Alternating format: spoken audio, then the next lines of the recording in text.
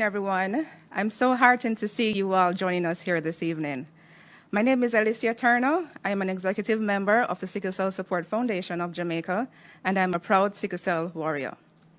Today, Saturday, June 19th, is being recognized as World Sickle Cell Day, and Jamaica stands ready to join the global agenda to bring as much awareness around this disease that is locally and internationally the most common chronic genetic disorder.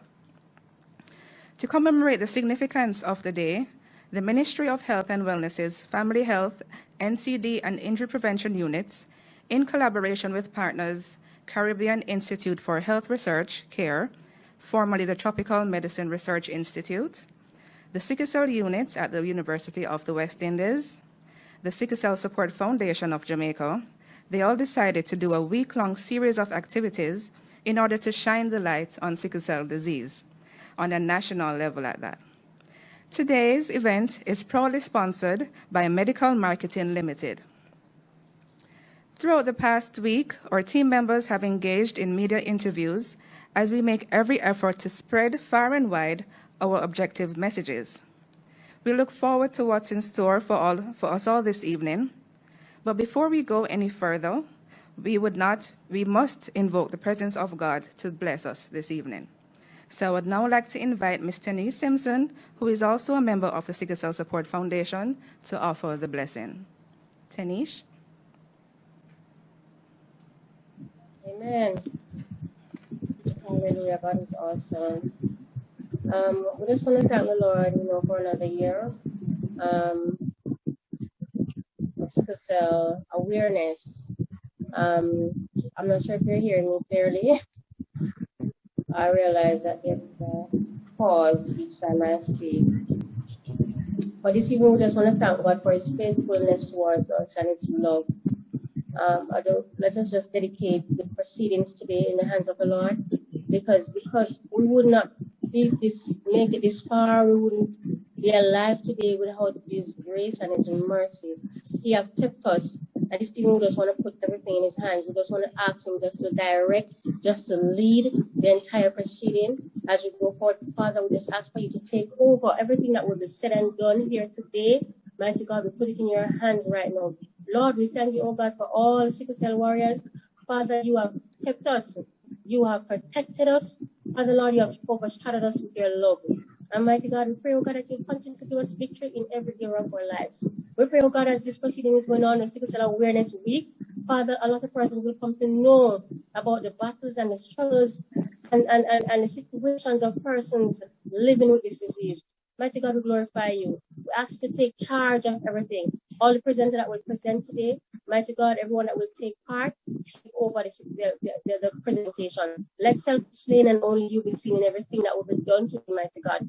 Take over, mighty Lord. Take over everything. We place it in Your hands, Father, in Your marvelous hands. We ask right now, oh God, that You continue to strengthen every member, oh God, of the foundation. Lord, let this team continue to be stronger and stronger in the name of You. We will not grow weary, mighty God. And Lord, the foundation, oh God, will go from strength to strength in the name of Jesus. Father, Lord, as we spread the word, oh God, about this disease, Lord, people will become more aware in the name of Jesus. This is our plan, oh God. This is our purpose of this awareness. Father, Lord, take over. In Jesus' precious name we pray. Amen and amen. Thank you, Tanish, for that resounding prayer. And I'm now so very pleased to call upon my good friend, advocate, and co-founder of the Sickle Cell Support Foundation, Ms. Maurette Wright.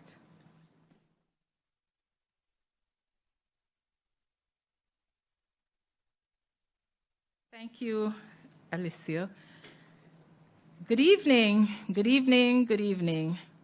Our Master of Ceremony, Miss Alicia Turner, the Directorate and executives of the Ministry of Health and Wellness, executives from our partners, Caribbean Institute for Health Research, Sickle Cell Unit at the University of the West Indies, and the Sickle Cell Support Foundation. Executive representatives from our main sponsor, Medical Marketing Limited, out of Trinidad. Our highly respected panelists, Professor Jennifer Knight-Madden, Professor Monica Asnani, Dr. Carol Lord, Ms. Camille Daly, Mrs. Denise Robinson, and Noel Bell. Persons living with sickle cell disease and their families here in Jamaica and wherever you are. Ladies and gentlemen here and in social media space, members of the media, I feel privileged to be given this opportunity to welcome you all to this special event to recognize World Sickle Cell Day. You could be so many other places. Instead, you have decided to spend your time with us. That makes us feel special. On behalf of all our partners, the Ministry of Health and Wellness, Caribbean Institute for Health Research, Sickle Cell Unit, and the Sickle Cell Support Foundation, I greet you well. I'm extremely happy to have you share this occasion with us. As a co-founder of the Sickle Cell Support Foundation of Jamaica, I appreciate the response all week from our members, our partners, the general public, the media. With our Sickle Cell Awareness build-out, which kicked off last Sunday, June 13th, with a church service, we've been fully engaged in so many media, advancing the conversation around a disease that affects so much in our population. 1 in every 150 babies born has a form of sickle cell. Our main objective is to provide information to improve the quality of lives of those living with the condition. So as we commemorate World Sickle Cell Day, this event acts as our centerpiece to advance the key messages. And these are: people living with sickle cell disease can lead a fulfilled life and make a positive contribution to society. We need to become more informed about the disease and be aware of our status. Knowledge is power. There is need for more empathy towards the challenges persons living with sickle cell face. Individuals, organizations, and communities can show their support for sickle cell awareness in a variety of ways that showcase their unique perspectives. And finally, early screening can improve the quality of life of those affected. We know that with proper care and treatment, many of us who have the condition can have improved quality of life and reasonable health much of the time. That being said, we have put together for you an exciting and entertaining package. So sit back, learn, talk with us, share, and then have some real fun as our favorite Digicel Rising Stars judge and songbird Alaine entertains with her delightful voice and spirit. So wherever you are, get ready to bust a move as we celebrate life and shine the light on sickle cell disease. Thank you.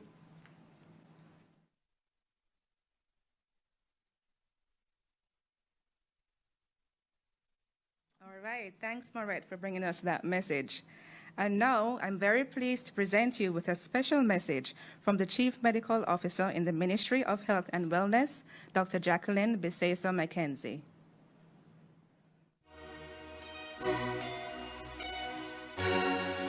Today, being observed as World Sickle Cell Day, we at the Ministry of Health and Wellness would like to acknowledge this disease as a public health priority. Sickle cell disease is the most chronic, common genetic disorder in Jamaica. It affects red blood cells, causing them to become abnormally sickle cell shaped and to get stuck inside the blood vessels. 1 in every 150 persons in Jamaica has sickle cell disease, and 1 in every 10 persons has the trait. Therefore, we continue to amplify our efforts with our public education messages as we spread awareness of the management of this debilitating disease that affects so many, from babies to adults, and to raise the profile on the illness with which some 19,000 Jamaicans currently live. As the disease commands an urgent response, we have established sickle cell health programs across our hospitals island-wide and have trained staff specifically to help sickle cell patients. We endeavor to ensure equitable access for affected individuals. We are expending resources and time to educating medical professionals, care providers, and associated individuals about recognition, prevention. As with trained collaborative actions, we can try to minimize the complications caused by sickle cell disease. Additionally, the Ministry of Health and Wellness will be placing national sickle cell coordinators at public health facilities across the island to provide support for pediatric patients. This support will extend even beyond the health facilities, as the coordinators will have responsibility for monitoring the patients when they leave the hospital through telephone calls or working with our community health aides in the communities. The Ministry of Health and Wellness also offers screening to all pregnant mothers and newborn babies at all public health facilities at no cost to the family. Early screening affords medical practitioners the opportunity to determine whether or not the child has the sickle cell disease or if the child is a carrier, that is, they have the sickle cell trait. And more recently, almost 4,000 Jamaicans living with sickle cell disease are to be allowed to fill their prescriptions for free at government pharmacies under a new scheme approved by the Cabinet. We urge you to take advantage of these facilities. Better management, empathetic world-class care, and a positive outlook on life will help you through difficult times. Keep your head up. Live with purpose. Set goals. Don't allow sickle cell to limit your potential. Remember, with consistency and endurance, you can conquer. Thank you.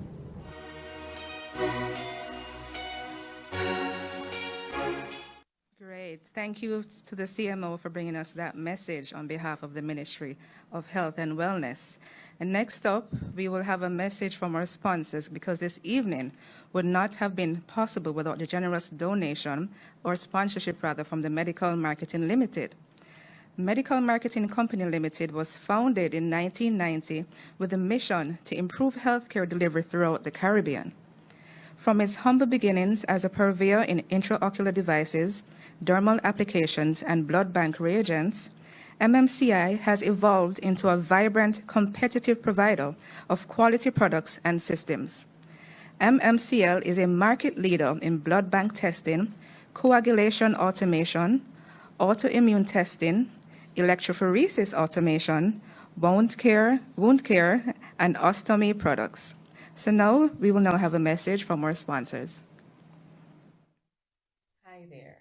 My name is Kidian Henry, and I am the Application Support Specialist for Medical Marketing Company Limited. My first encounter with sickle cell was in primary school. We had a classmate that was hospitalized because of it. And although we did not receive formal training, we know that there were certain things that could trigger a crisis with her. We knew that getting too cold or getting wet could actually cause her to experience severe pain. And as a result of that, we were always so protective of her. You know, if it rained, she would get our umbrellas. If she got cold, we would give her our sweaters. We were all involved in taking care of her. Now, listening to the suffering that so many of the individuals on the documentary has gone through, it just goes to show the importance of educating persons on what sickle cell is and how it impacts the lives of individuals. My second encounter was actually in university. I had two batchmates, one with the disease, one with the trait. The individual with the disease, she was smart, focused, confident, determined. She was a go-getter and a major competitor. Looking from the outside, you would have never known she had sickle cell. She didn't allow it to keep her back. And I think a major part of that was her family support. Now, the individual that had the trait didn't even know she had the trait. We were doing a practical, we collected random samples, and after we processed her sample, we found out she was living with sickle cell. This just goes to show the importance of testing. Testing individuals as soon as possible and as many individuals as possible, children and adults alike.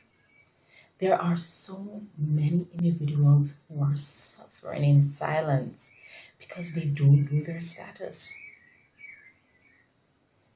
With the right education and the correct treatment plan, they could lead completely different lives. We at Medical Marketing are excited, yet we are humbled to be a part of such a movement. And we will continue to show our support in the years to come. Thank you for allowing us the opportunity to be a part of this event. We appreciate all that you've allowed us to do. And we hope that this documentary will be able to educate others on what's happening in the lives of persons suffering with sickle cell. From Medical Marketing Company Limited, we say thank you and have a good day. Wonderful. Thank you to Gideon from the Medical Marketing Company Limited. It's great to see our friends in our fellow Caribbean territory making the way and leading us in advancing healthcare. And now, this evening, we are happy to present to you Jamaica's first documentary that chronicles the journey of patients with sickle cell disease as they tell his and her story. The documentary entitled Beyond the Pain of Sickle Cell Disease, Stories of Strength, Survival, and Spirit was conceptualized by our own fellow sickle cell warrior and photographer. He is also a videographer, none other than Noel Bell. Noel will now briefly tell us what inspired this project and what he hopes will be takeaways after you view the documentary today. Noel? Hi, good evening. All right, so part of the thing that was my inspiration was just the ability to tell the stories of persons living with sickle cell. I know that there are many persons who know about the disease, but in terms of just having a first-hand experience, there are many persons that could not relate to it. So I decided to come up with a documentary that you could hear the different sides of the stories from persons who are actually going through this disease. And tonight, while you watch the documentary, I hope each of these stories will inspire Jamaicans to not just know more about the disease, but for those who aren't sure what their sickle cell status is, to get tested and to talk to your partner about getting tested also. Another thing I'd like for us to have a takeaway from is just to understand persons living with sickle cell, what they go through on a day-to-day basis, and some of the things that we just have to be mentally ready and mentally prepared to deal with. So tonight, as you watch, you'll hear stories from EJ, you'll hear stories from Yolande, you'll hear stories from myself and Daniela, and also Kitwan. And I hope that we learn a lot more about sickle cell. Thank you. Sickle cell disease is one of the most common genetic disorders in the world, affecting persons in Africa, Asia, the Middle East, Europe, Central, South, and North America, and the Caribbean. In Jamaica, 10% of the population, or approximately 270,000 persons, carry the sickle cell trait and are at risk of having a child with sickle cell disease. Another 5% of the population, or approximately 135,000 Jamaicans, carry other abnormal hemoglobin traits such as the C gene and thalassemia genes, which can combine with the sickle cell trait to give rise to other forms of sickle cell disease such as SC disease, S beta plus thalassemia, and S beta naught thalassemia. Thus, approximately 405,000 Jamaicans, 15%, are at risk of having a child with a form of sickle cell disease.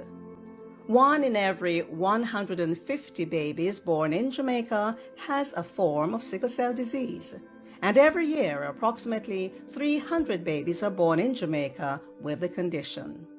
Symptoms of the disease include painful crises, jaundice, leg ulceration, hip and other bone damage, kidney disease, enlargement or atrophy of the spleen, sickle retinopathy, and strokes, which occur in 7% of children with SS disease, the most severe form of the disease.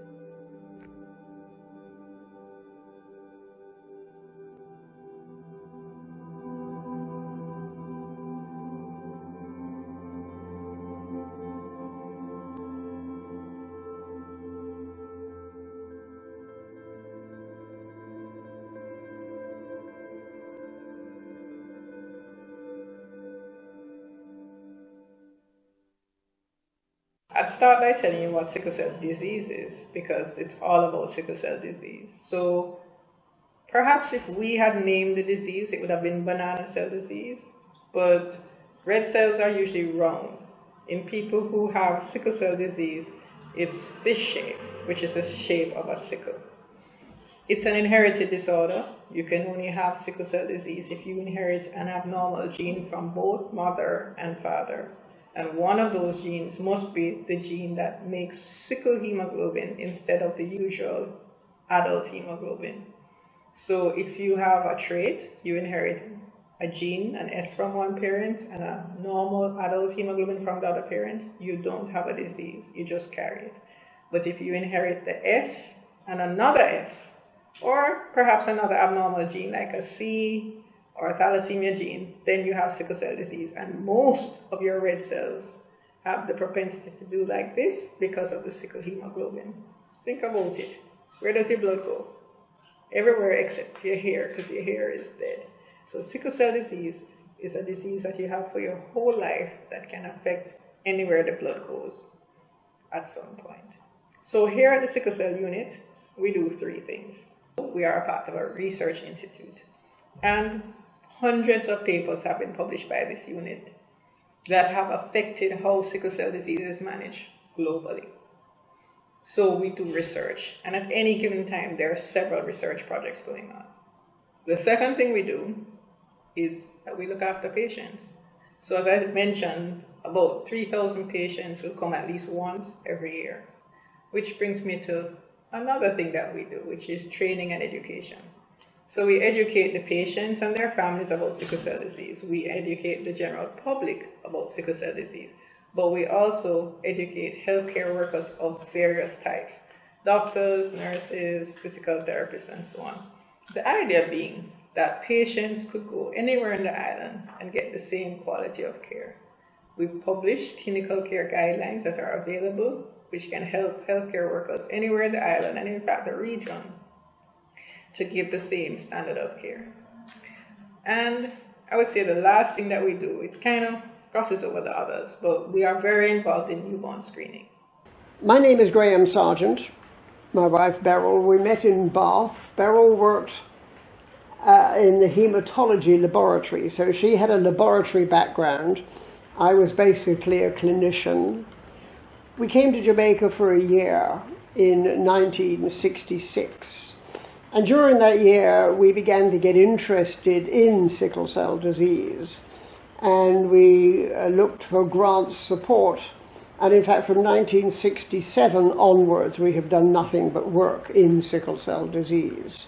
Beryl looking after the laboratory side of the work and developing that, and me trying to work on the clinical side. I think the major challenge in those days was that very little was known about sickle cell disease in the mid-60s. And what was known was based entirely written by doctors who worked in hospitals and clinics and saw only sick patients. So you had this... Africa. You had, well, no, even in America. Most of the published work came from America. But it was all based on hospital and clinic-based patients. And I think one of the early strangeness in Jamaica, which impressed us, you read the textbooks and you see everybody is sick, this is a dreadful condition. And then in Jamaica, we found in the clinic people at the age of 40, 50, 60 years of age, who apparently were perfectly well and out in the community working full time, and maybe not even seeking medical attention. So we realized that there was something very different. Either the disease in Jamaica was different from the disease elsewhere, or that in fact there has been a false impression on the severity of the disease emanating largely from the United States, where most of the work was done. Well, I think one of the major differences was that the sickle cell clinic was set up right in the edge of a city, big city, and people felt sick, they went to their doctor and had a blood test and, it just flowed through. Whereas if you were in the middle of Africa, you were sick and you just come with and possibly died because you got malaria as well. There was a totally different setting.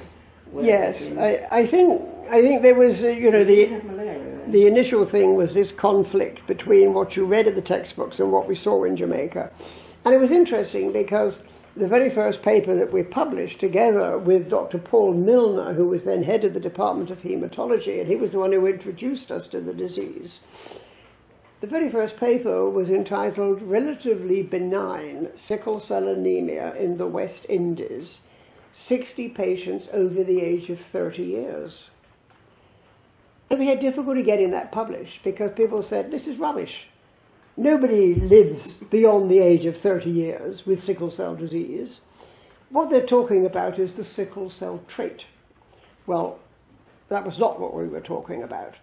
And in fact, it was finally published in the British Journal of Medicine, the British Medical Journal, and that was the beginning of the work in Jamaica. And Jamaica, why it was possible in Jamaica and not elsewhere, was we're dealing with an island, we have an all-island laboratory, we can follow up people for long periods of time.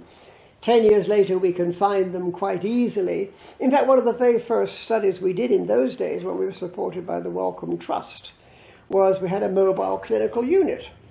And we would drive to a patient who hadn't been seen for 10 years, would now be over the age of 30, and we'd find them digging yams, and we'd say, why did you miss your appointment 10 years ago? And they said, Doc, I was going to come tomorrow. Or they said, Doc, as I've got older, I've got better. And that was one of the surprises of the disease in Jamaica, our knowledge of the disease. So they had less symptoms, they didn't actually get better from it, they still had the disease, but the bone pains that used to be a major problem when they were younger, they didn't even know how long it is since they last had pains in the joints. Well, I think they spotted that they got it when they got cold and wet and out farming, which most of them were doing. Yeah, but you asked them and you said, but what happened? Then. They worked it out. You said, well, when was the last time you were in hospital with pains? And they say, Lord, can't remember, 20 years, 30 years. So these are people who everybody else had assumed had died. They hadn't died. They were out working full-time and they weren't seeking medical attention.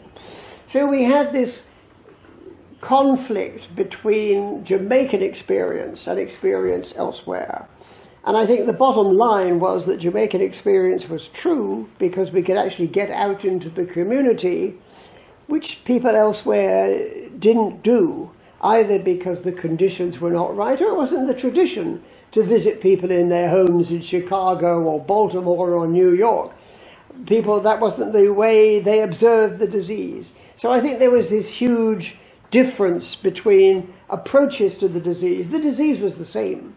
It was just that we were looking at it one way, which I believe was a more valid way, and other people were just seeing the hospital cases saying, dreadful disease, everybody is sick.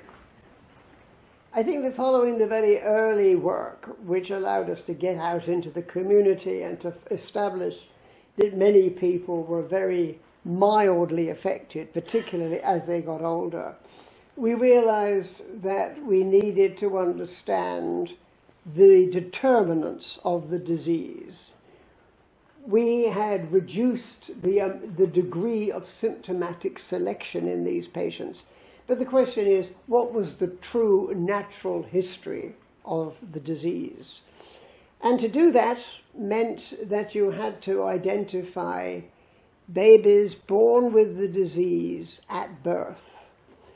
And here we were very fortunate once again with the opportunities offered by Jamaica. Victoria Jubilee Hospital in those days was delivering 15,000 babies a year. We went to see the doctors there, and they were happy for us to start newborn screening. This began in 1973, and in those years, the rest of the world said you cannot diagnose sickle cell disease at birth. The problem being that babies, when they are born, have large amounts of what's called fetal hemoglobin, a different blood from adult hemoglobin, and sickle hemoglobin is a variant of adult hemoglobin. So you have to actually have the technology to detect very low levels of adult hemoglobin in newborn babies. And that was where Beryl set up the technology to actually do this. Jamaica was the first country in the world to have extensive newborn screening for sickle cell disease. It started on the 25th of June 1973, and the original plan was to screen 50,000 consecutive deliveries. In fact, everything was going so simply and smoothly and economically and efficiently, we continued for 100,000. So over 8.5 years, we screened 100,000 babies. At Victoria Jubilee, we picked up every single case of sickle cell disease. We matched them with normal controls, and we followed them all in what is called the Jamaican Sickle Cell Cohort Study. That was Medical Research Council. That was a research project which we were funded. In those days, Did very well. we were funded by the British Medical Research Council. Long Island on that. That's when we... And so, you know, most of what we have learned about the disease is based on the cohort study, which would not have been possible anywhere else in the world. The conditions in Jamaica were just right for that. So we followed up these children. We decided, we determined the major causes of death or ill health, and having determined that, then we evolved methods of dealing with that. And one of the earliest ones was an overwhelming blood infection called pneumococcal septicemia. A long name, but basically a bacteria called the pneumococcus would get into the blood, and because these children had damaged spleens from very early in life, and the spleen sits here and protects against blood infections, because they were prone to that, it was a major cause of early death.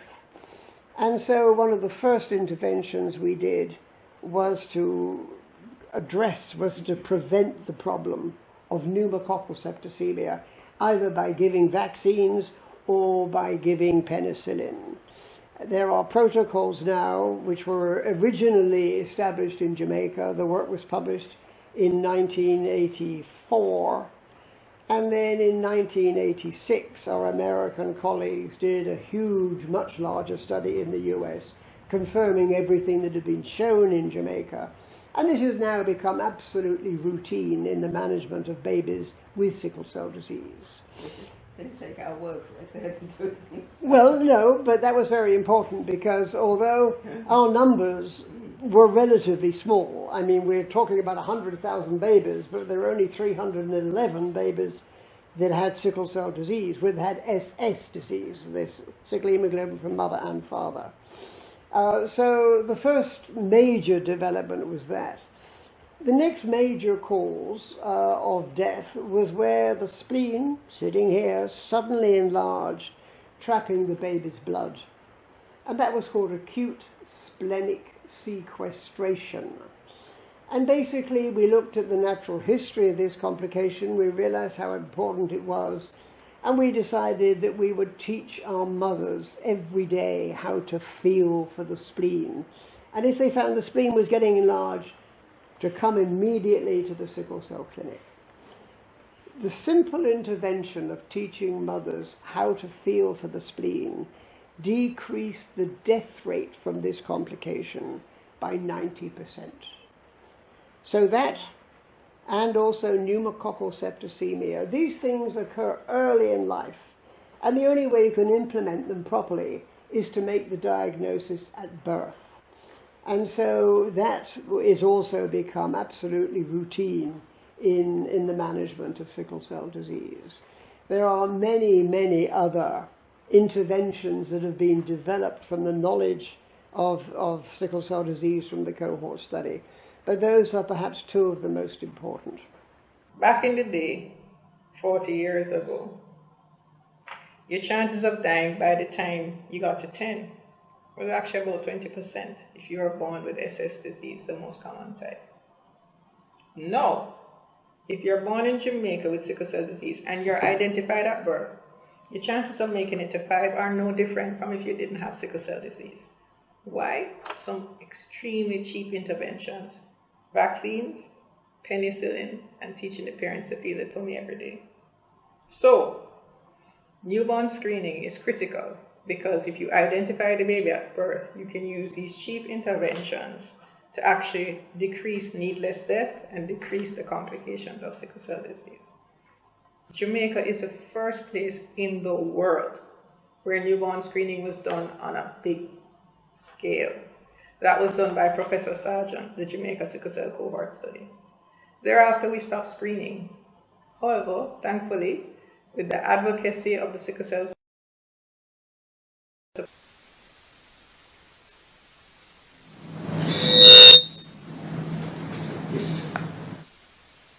Ladies and gentlemen, we are currently having some technical difficulties.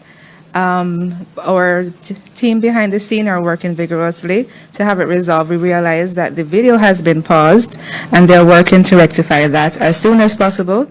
So please bear with us. We know technology can be very unpredictable, so they're working very, very rapidly to try and bring up back the feed for you so that we can continue viewing the documentary, which I'm sure you've been enjoying and been learning so far. So please bear with us as we bring the feed back up live. All right. In the meantime, well, did we have any questions so far? I think we had one question in the chat. Somebody had asked, I didn't get the name. Do you have the name, Moret? We'll call out the name after. Someone asked what if only one person has the trait? So what I'm going to say, just going to chit chat for a bit.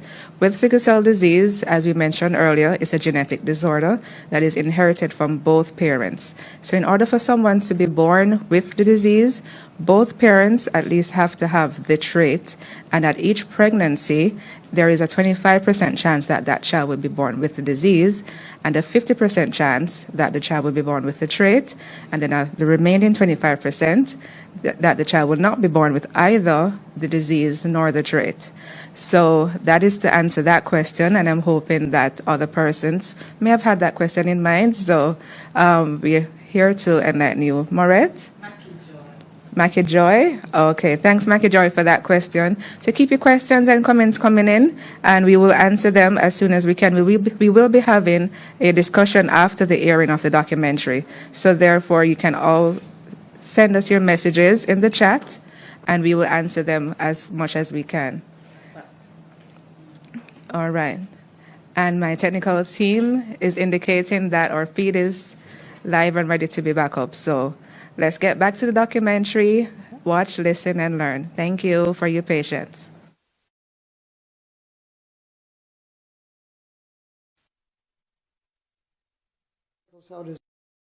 Study, but those are perhaps two of the most important.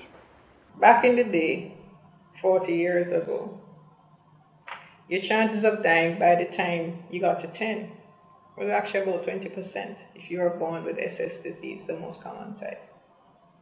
Now, if you're born in Jamaica with sickle cell disease and you're identified at birth, your chances of making it to 5 are no different from if you didn't have sickle cell disease. Why? Some extremely cheap interventions. Vaccines, penicillin, and teaching the parents to feed the tummy every day. So, newborn screening is critical because if you identify the baby at birth, you can use these cheap interventions to actually decrease needless death and decrease the complications of sickle cell disease. Jamaica is the first place in the world where newborn screening was done on a big scale. That was done by Professor Sargent, the Jamaica Sickle Cell Cohort Study. Thereafter, we stopped screening. However, thankfully, with the advocacy of the Sickle Cell Support Foundation, the government agreed to start back screening in 1995, and we gradually increased the number of hospitals.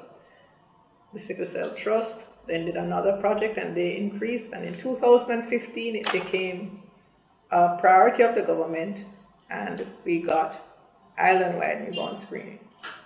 So we collaborate with the Ministry of Health. It's their program, but we actually have the labs are right here at CARE, where we screen the babies from half of the island, and the other half are screened in Mandeville. Bear in mind that 1 in 150 babies born in Jamaica has sickle cell disease. It is common. Bear in mind that it is a lifelong disease. And for those of you who don't have sickle cell disease, do you have a trait? 15% of Jamaican adults have a trait. 10% S, 5% another trait. 15% of us are at risk of having an affected child. Do you even know if you're at risk? A simple blood test will tell you at any lab. So we have limitations. We press forward. We hope that our patients will become even stronger advocates, raise their voices even more. It's a small group that work hard. We want more to be involved. And we hope that the private sector will see sickle cell as something that they want to support, because everybody knows people with sickle cell disease, 1 in 150. You may not know that the person you know has sickle cell disease, but everybody in Jamaica knows somebody with sickle cell disease. Sickle cell is a very painful blood disorder which affects 1 in every 150 Jamaicans. Hi, I'm Noel Bell, and within this documentary you'll hear stories of strength, survival, and spirit.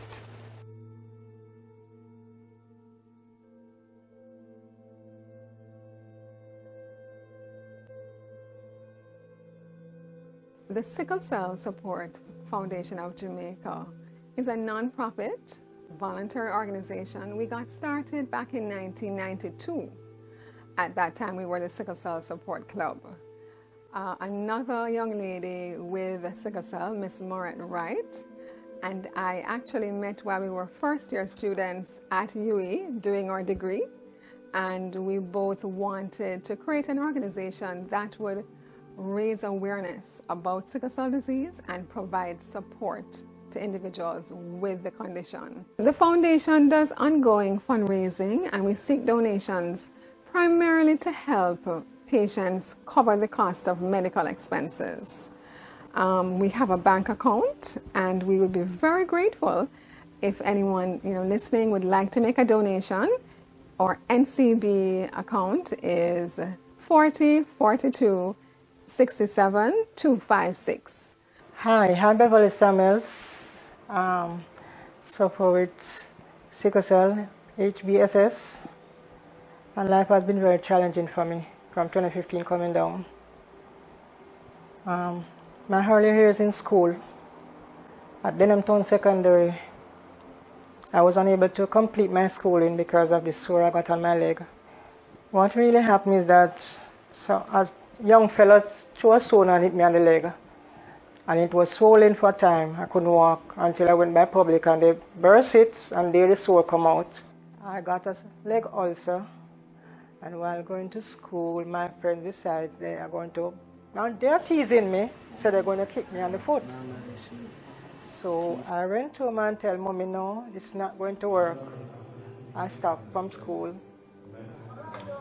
In terms of stereotyping, I normally see people like walking like me, like teasing me. They don't do it so that I can see, but they do it behind my back. And people normally question me and like if I'm born this way and those stuff. And I'm not really comfortable about questioning, being questioned. I mean, I remember once when he was in high school, and he used to be out a lot in hospitals, in and out, with different crises. There was a very good friend of his who used to refer to us, oh, here comes Kit the sick, you know. So, I guess, I mean, that's from my... I don't even know if Kit remembers or if, you know, he took it on at the time, but in my mind I said, if only you knew how sick, you know, or what sick was, you know. So I guess, I mean, that's from my space when I'm looking on one of the things that you know, and so maybe you're not as much in the social circles as some other persons, which was how it kind of was before the stroke occurred. There's a lot of stigma there. Persons put a lot of timeline on life, so to speak. Because I remember when I was much younger, these are persons that I don't even know. So they are the ones that put a timeline on my life. Of visitors, because persons who are sick in the hospital, their visitor is going to look at me and say, oh, you know, you're not going to live past 16 or 18. So they are the ones that put a timeline on my life. So of course, things like those will scare persons with the disease. But I'm here now, and who can put a timeline on your life but God himself? She could. I was living with my what she mother. knew, which was home remedies. We had no idea what it was. All I know, I was sick. I was in pain, and I was vomiting. And she did the best she could along what she knew, which was home remedies. She even got to the point of frankincense and myrrh because she thought it must be some evil spirit. The idea within Jamaica is that most sickle cell patients are going to die eventually. They are drug babies. And it was very hard to live within that stigma. Hi, my name is Danielia A. White. I'm the author of The Depths of My Scars. Growing up, living with sickle cell was hard because, of course, nobody knew about it, or people around me didn't know about it. I had challenges with people relating to the illness. I had challenges. I was always sick. Well, not as sick as, but growing up I was in hospitals. I've never had any major issue more than my spleen and my chest infections. But yeah, it wasn't a piece of cake. A lot of individuals with the condition were actually suffering from a stigma, right? A lot of them had experienced teasing and discrimination at school, in their communities, and also in the workplace. We realized that many of them did not have the family support that they needed to help them to cope with the many challenges that, you know, the disease creates. And many of them didn't have much success in school. And consequently, they had no formal certification and were having a difficulty finding work. So we realized that a lot more needed to be done in terms of awareness within the family and also within the school. It's really important that parents realize that children with sickle cell are going to have to deal with teasing, with bullying, with persons in their community, even sometimes in the family, making unkind comments. In addition to all of the physical symptoms, in addition to the pain, the hospitalization, etc. So all of these often lead to mental health issues. Depression, you know, the patient or the child being withdrawn. Having low self-esteem tends to make children with sickle cell less motivated about their life generally. less willing to go the extra mile at school, you know, to catch up, to get the notes for all of the courses that they missed, classes when they were ill, just to keep fighting and to keep pushing every time there is a setback. So it's really important that parents make a special effort to try to boost their child's self-esteem, to try to help to cheer them up, you know, when they're down, to provide professional help if this, you know, if that's needed, if they need a counselor, if they need to maybe speak with someone at the church who they have a good rapport with. But it's critical that we try to improve and maintain a really positive outlook. My name is Alaine. I'm 39 years old. And I have sickle cell SS.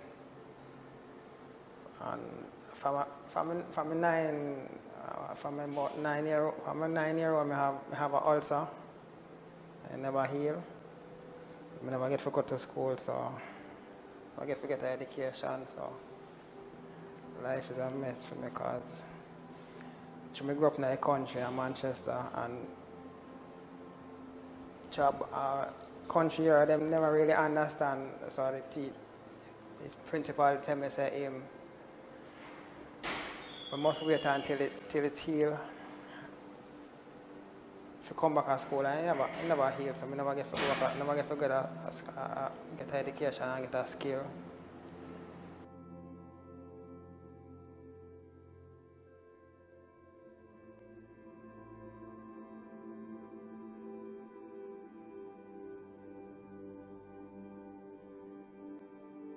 I was admitted at university for bad crisis pain, and after getting discharged a few months later, about in December, I realized I've got the necrosis, both shoulders and both hips.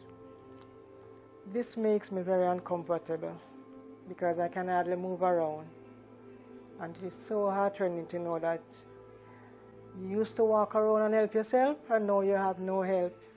I have to depend on my son most of all to help me out because he's the one who I depend on now.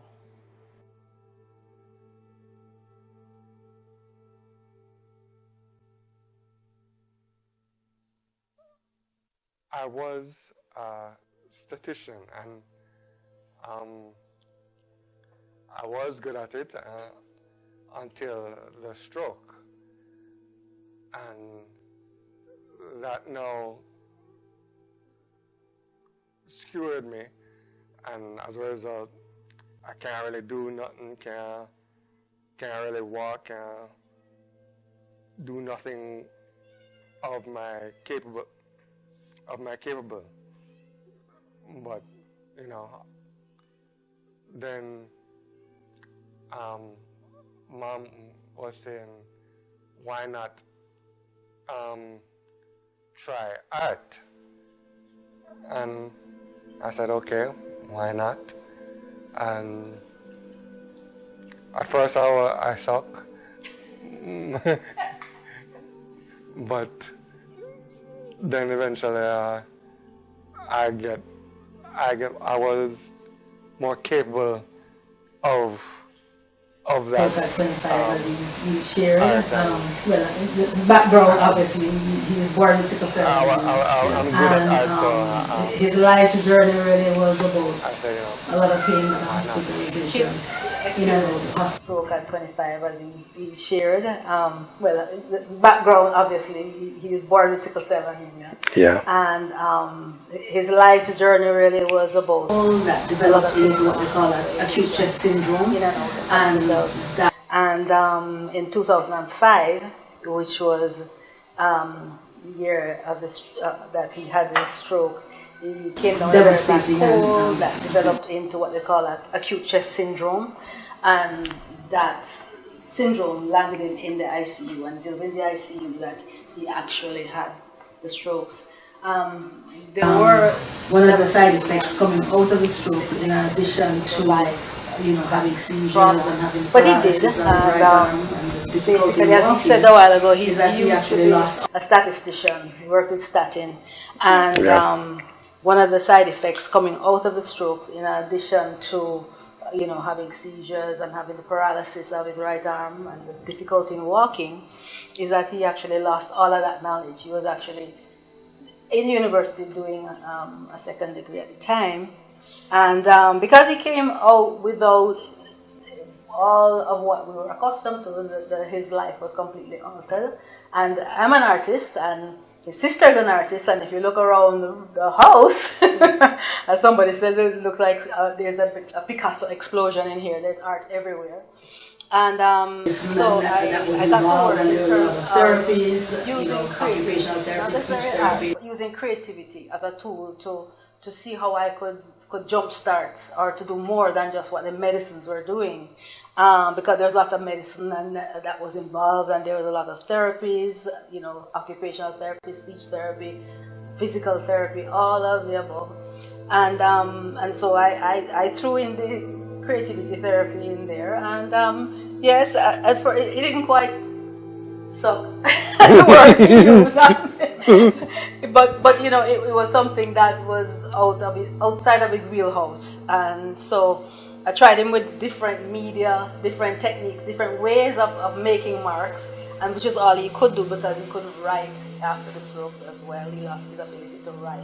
Coming out of the crisis of the acute chest syndrome, all these other things occurred.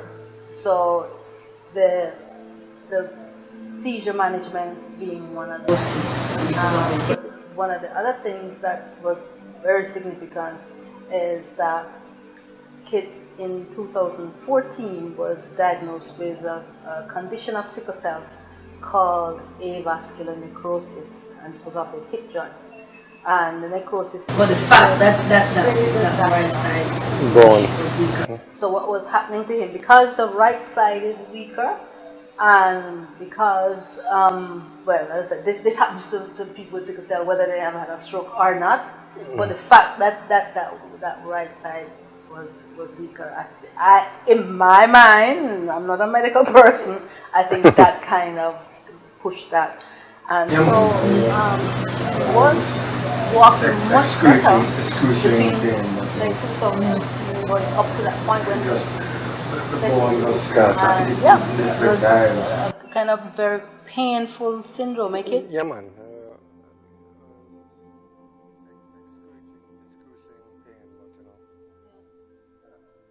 Just the bone just I think it basically dies. Yeah. Yeah. So it's like bone on bone. That's what happens, And that is something that happens to many people with sickle cell anemia. And I don't know if I can get technical because but what happens is that the blood supply, the oxygen to the area, it gets blocked off because of the sickling, and because the bone is not getting the oxygen, that's when it starts to deteriorate. So eventually, it does.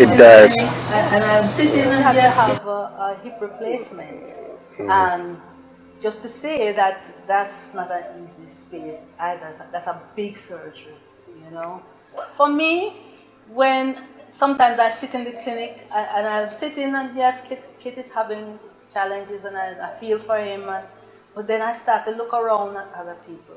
Just imagine what must be like for somebody in pain. How do they manage? Because getting Kit up to the clinic in a car is a challenge. I'm talking about it and I feel a little bit.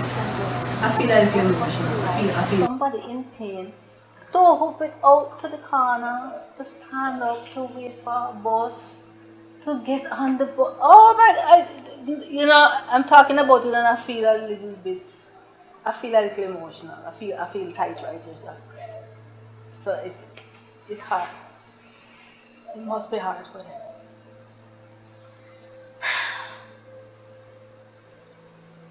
His mama said it all, but I think. But being a part of the support system has been. I still just recently, go back to the days where Itwana was like 8 or 9, and he's a tall guy.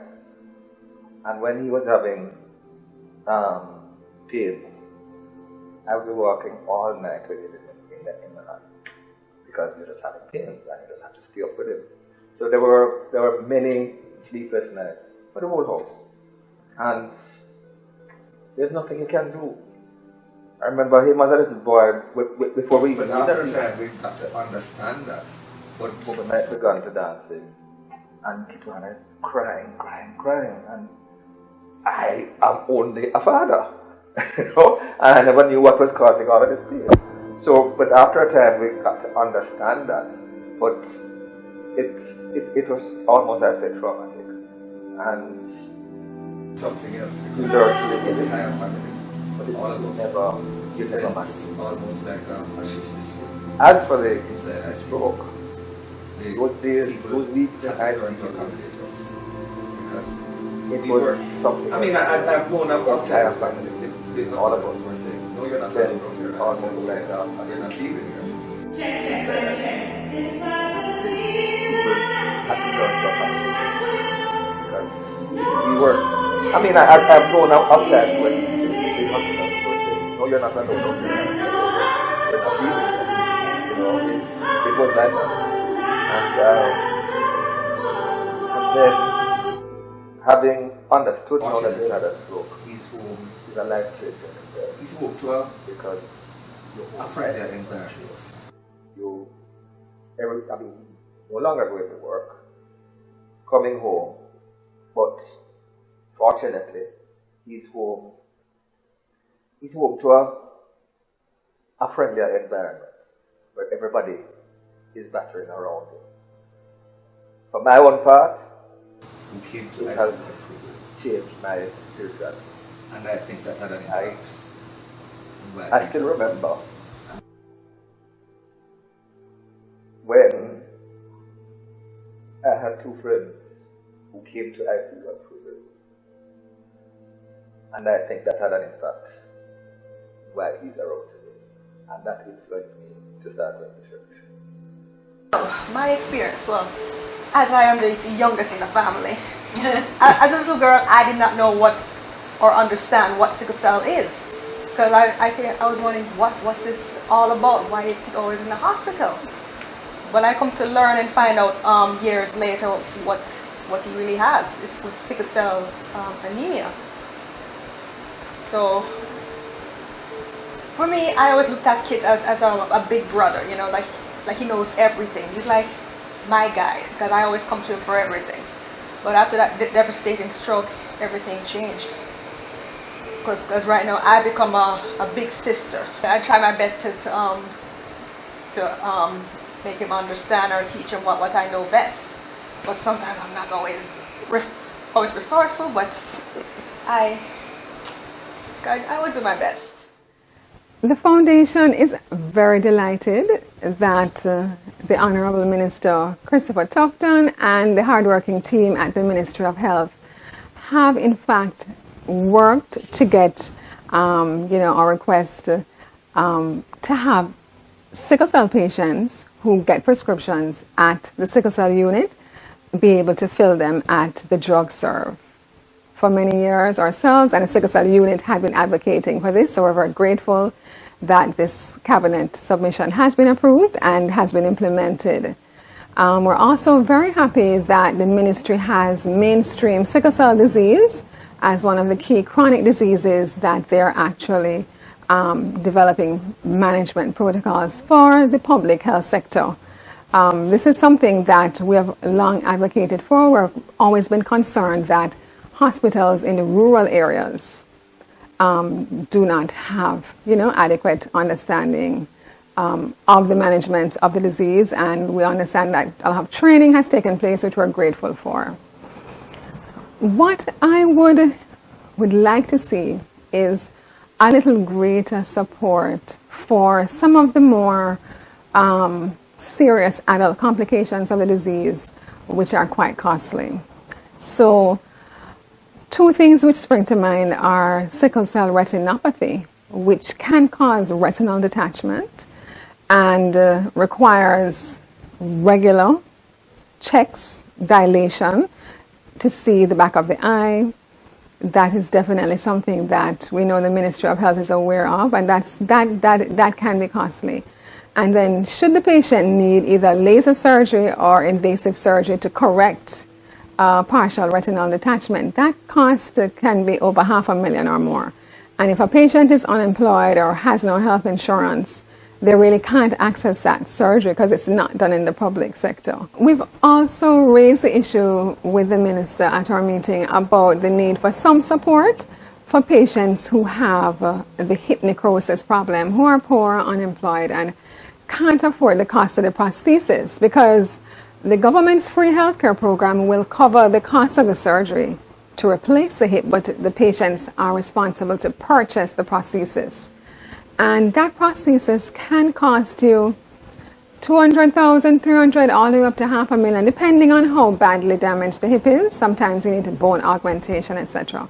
So that's something that we are looking forward to further dialogue on. Another challenge that many patients also face is just the cost of diagnostic tests, because you have to do regular blood tests to check on your hemoglobin. You have to check on your kidneys, because kidney disease is a very common symptom, and those costs can be expensive. And unfortunately, if you don't have health insurance, many patients also, have difficulties doing these blood tests that are needed to maintain, their health. So that's also an area that would be good for us to see how we can strategize to have some help provided to patients. I heard from my parents I was diagnosed from when I was 6 months. The younger days, like when I was younger, it was really rough. In and out of hospital. I was in hospital more than I'm home. So the younger days was pretty rough for me. Now, we're come to the stroke. He was just 10. Because of how severe the stroke was, meaning that he lost all his mobile skills. He wasn't able to sit up like I'm sitting now. In order to have him sit straight like this, you have to tie him with a sheet or a towel or something.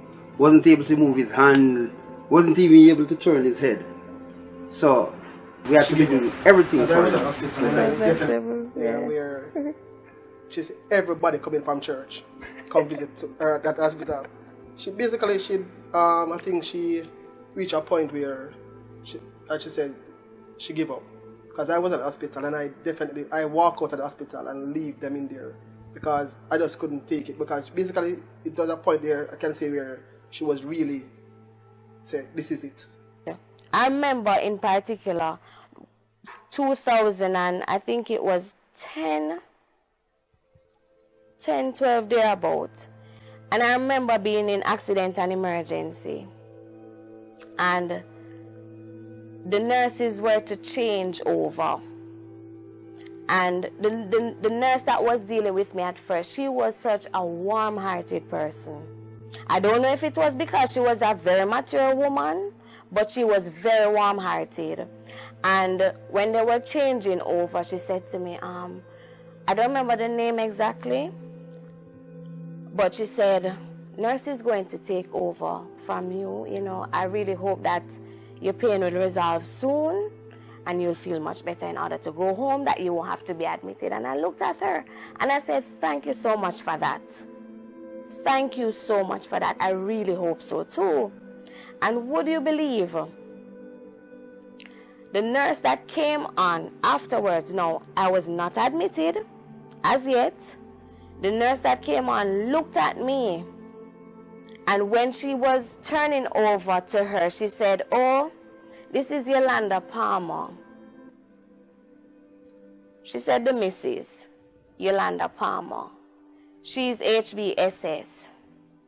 She has sickle cell? That was her response. Lord Jesus. And I simply looked at her and I said, nurse, I did not call this on myself. That's what I said to her. This is what, I didn't call this on myself. I myself didn't want to be here because I know how I would be treated. And that is why I try my best not to go through. I try to avoid emergency as much as I can. Pregnancy in sickle cell disease carries an increased risk of morbidity and mortality.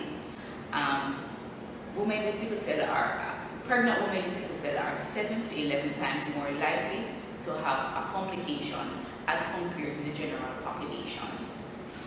There are several complications with sickle cell, with pregnant women with sickle cell. Women with sickle cell are at an increased risk for infections of the lung, which can cause acute chest syndrome.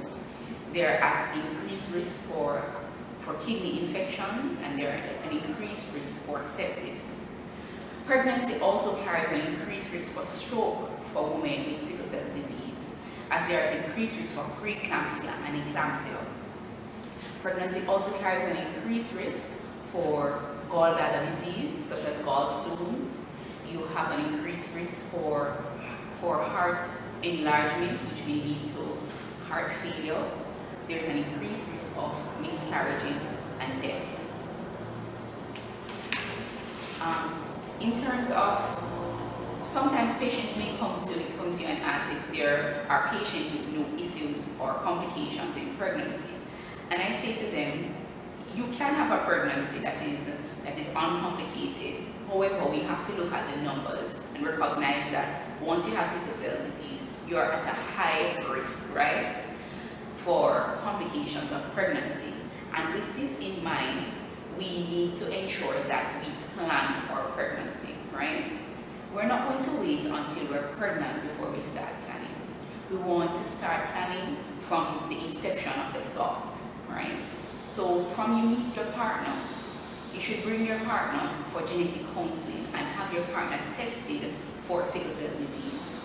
You can't tell by looking at someone if it is that they have sickle cell disease. You can't tell if it is that they have the trait. And once you have the sickle cell disease or sickle cell trait, there is a likelihood of passing on this disease to your child. So it is important from you meet your partner that you consider and you bring them in for testing. Have to teach her from early.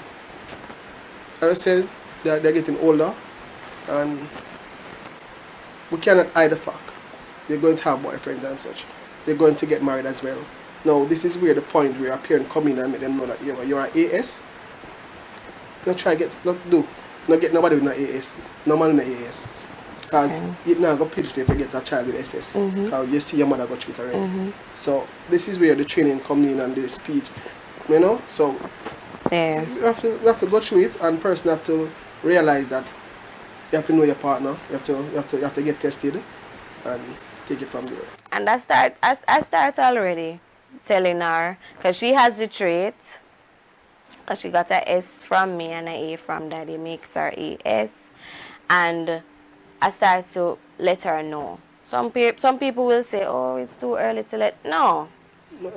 Nothing is not early for them. So I let her know. I let her know that, look, you know, mommy has this condition because grandpa had the trait. So therefore, mommy gets it full, even though my brother only has the trait. Persons with sickle cell, it's a great challenge. And if you do not know what you're dealing with and how to cope with it, you're going to find yourself, as most people would say, you're behind the 8 ball. It's difficult in the sense that you're constantly in that level of work. It's difficult if you're going to school, you're keeping up with your studies.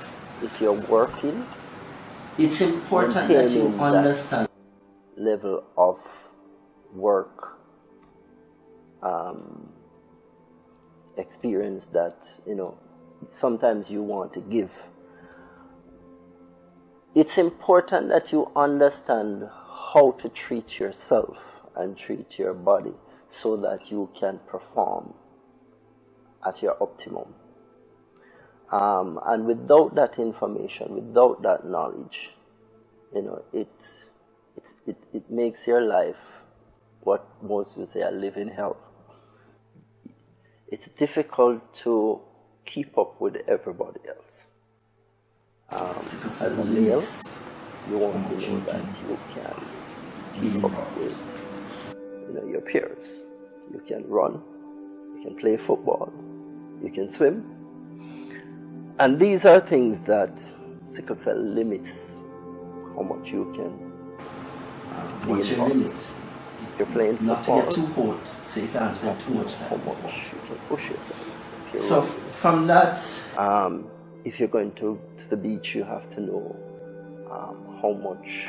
Because what's your limit? Not to get too cold, so you can't spend too much time in the water.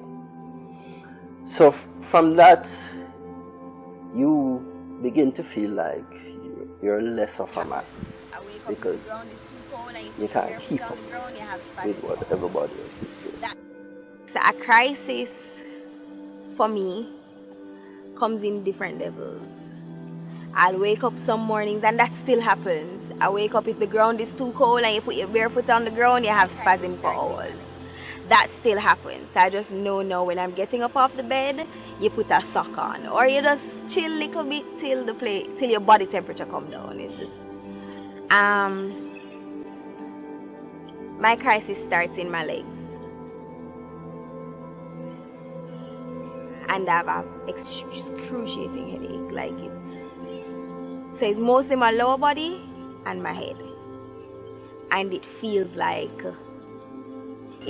breaking your bone. It feels like somebody is literally taking a hammer and trying to break all your bones.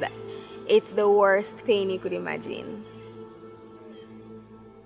I find that public hospitals tend to look at you like you're an addict right off the bat. You come in ill, whether you are ill or not, you are treated like an addict. You will sit for hours in pain, but if you don't create a certain kind of... It's almost like if you don't behave boisterous, you're not in pain. Going to the hospitals, it is ridiculous. Mind you, I don't think I have the worst experience, because growing up my father worked at the hospital, so I used to get care fast. But in the latter years, when you start to become conscious and you start to realize your rights, and when you're not being treated properly, you realize that even within the hospitals, a place that is supposed to be for care, they can be so callous at times. They treat you like you asked for this yourself. I can recall a moment when I went to the hospital at 3 a.m. The doctor looked at me and said, "Where's your water? You know that you're supposed to be drinking your water." But at 3 a.m. in the morning, you're not thinking about getting water to go to the hospital. You're trying to stop the pain, the gruesome pain. And I believe that if they understood a little bit better, they would recognize that at 3 a.m., you're not just getting up out of your bed just to come to the hospital. One of the lowest points in my life is to realize that some of the career choices that I wanted for myself, they were never going to be actualized. I remember growing up, I had to switch career choices at least 2 times because I wanted to be a veterinarian. And to leave the family, not necessarily having a support system within school, that was a big concern. And the second thing is, I grew up as a cadet and I wanted to make the transition over into becoming a soldier. That wasn't going to be actualized. So looking at some of your dreams, not realizing that they're not going to be actualized, it was a bit depressing, because you know how to then select something that would not cause you to be sick. And most sickle cell patients, I believe that our options are limited.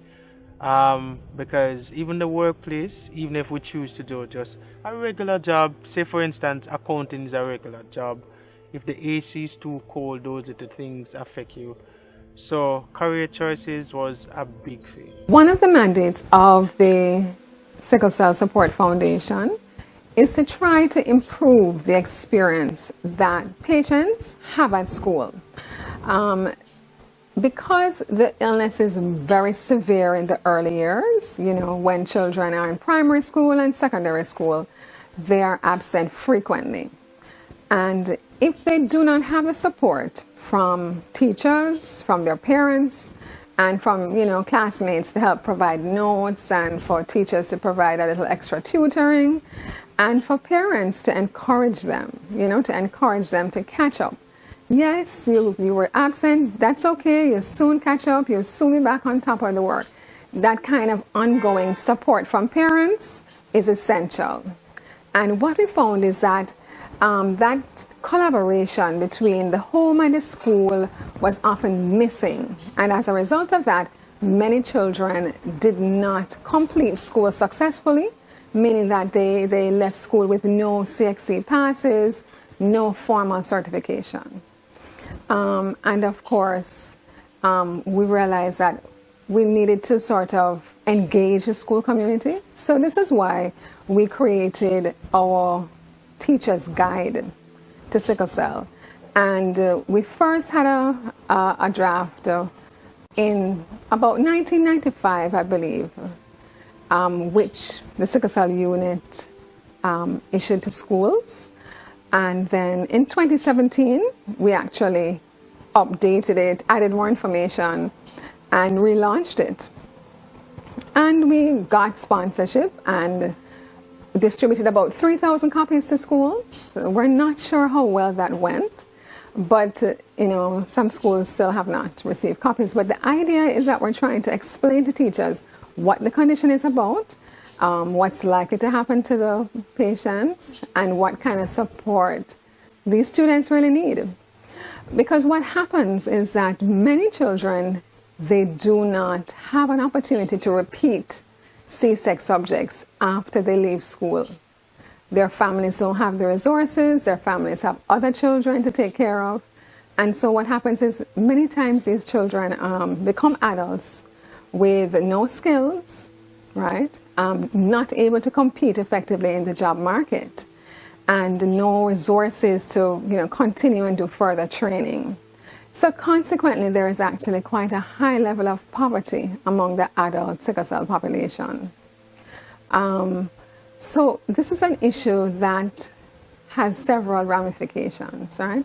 The fact that individuals are not able to qualify for jobs that are suitable. So it's really essential that individuals with sickle cell go on to further post-secondary training and get higher levels of qualification that will enable them to access jobs or to start their own business in a higher and higher skill field that will enable them to earn greater income and will enable them to have health insurance, whether health insurance provided by their employer or that they purchase themselves. But it's extremely important. So everything is very connected. What happens in the school has tremendous ramifications for, the quality of life that someone with sickle cell will enjoy.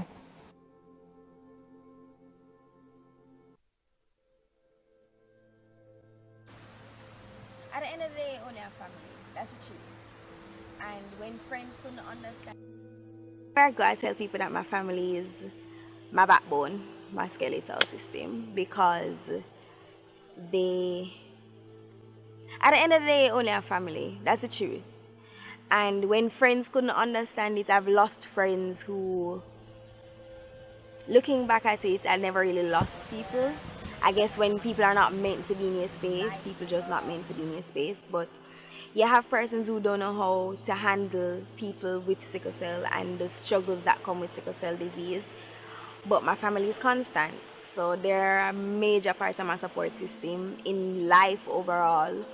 But I think I'm able to look back now on the issues that I had with sickle cell and give credit to them.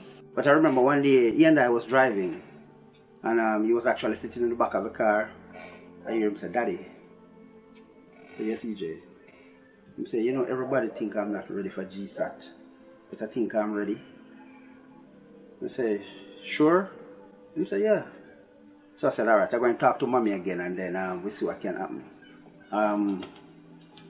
After I talked to his mom, we went back into another meeting with his teacher, his principal, and the representative from Ministry of Education.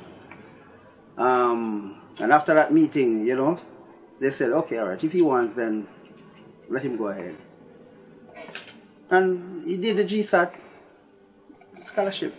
I mean, he has pictures, make almost every headline, every social media. The Star, the Gleaner, Observer.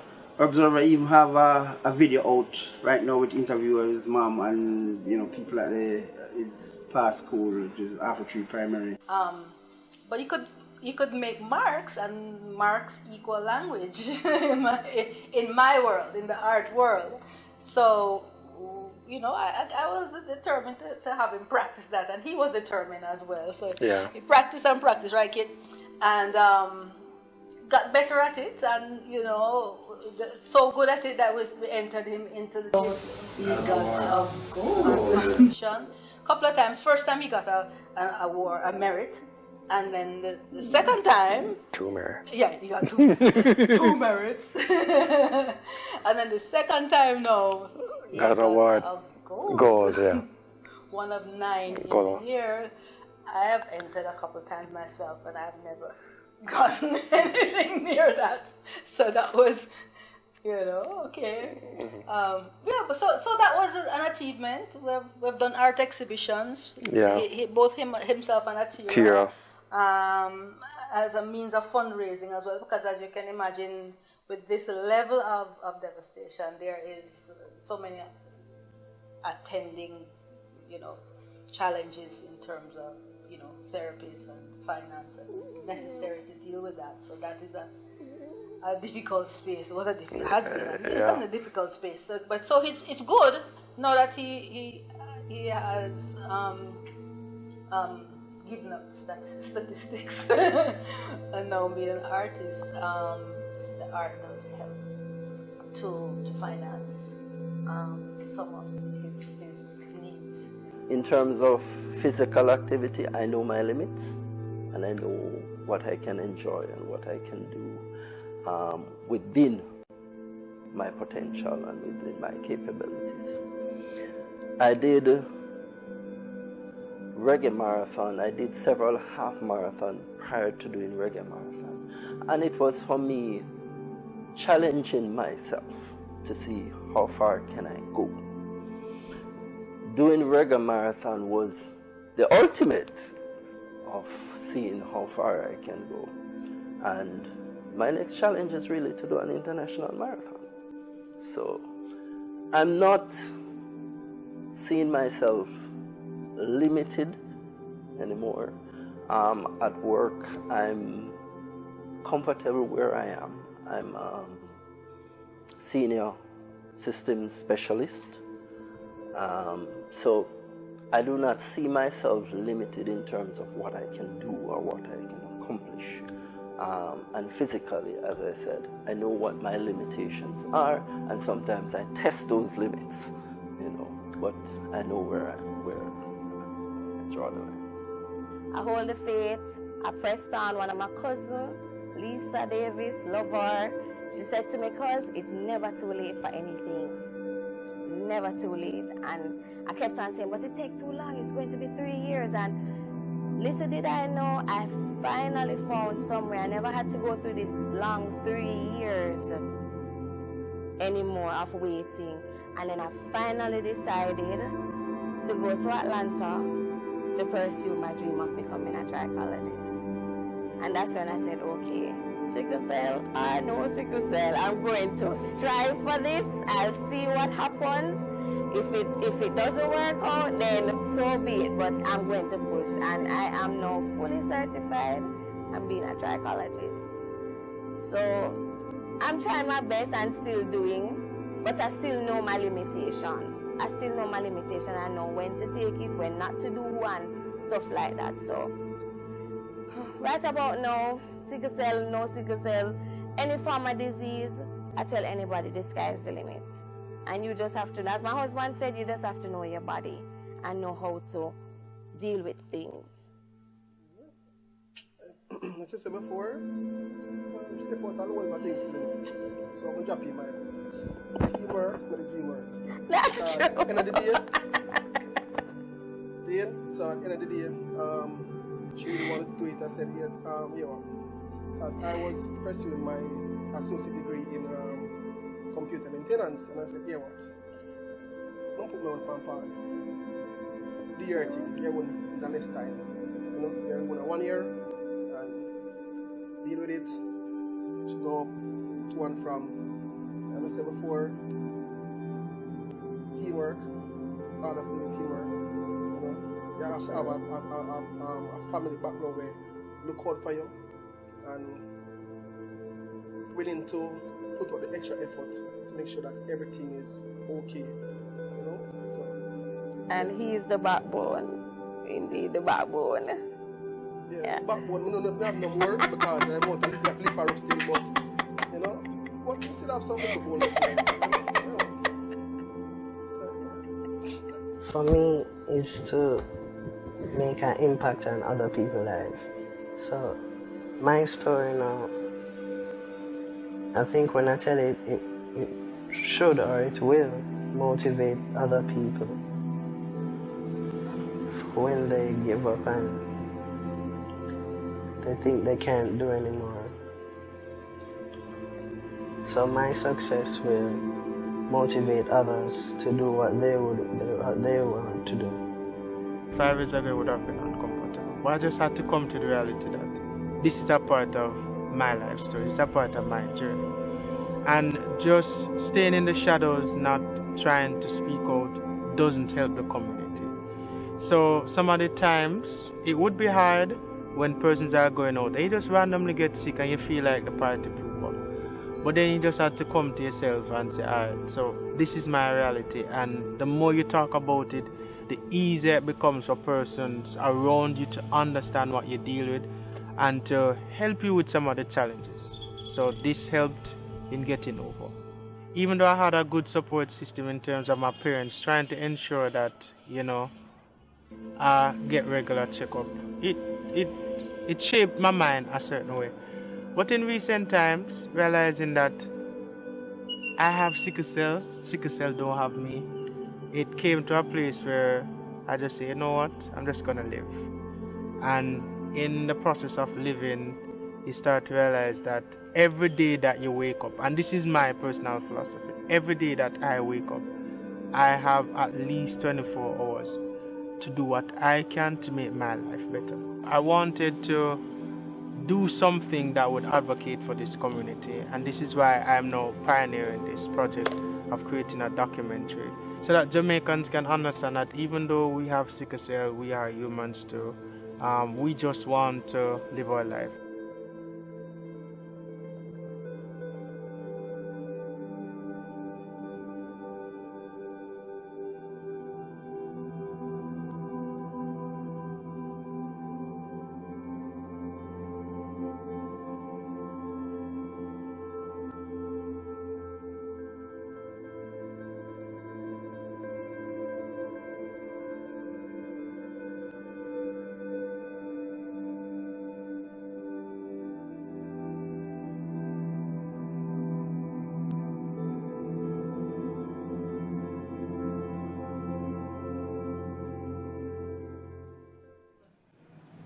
Wow, wonderful.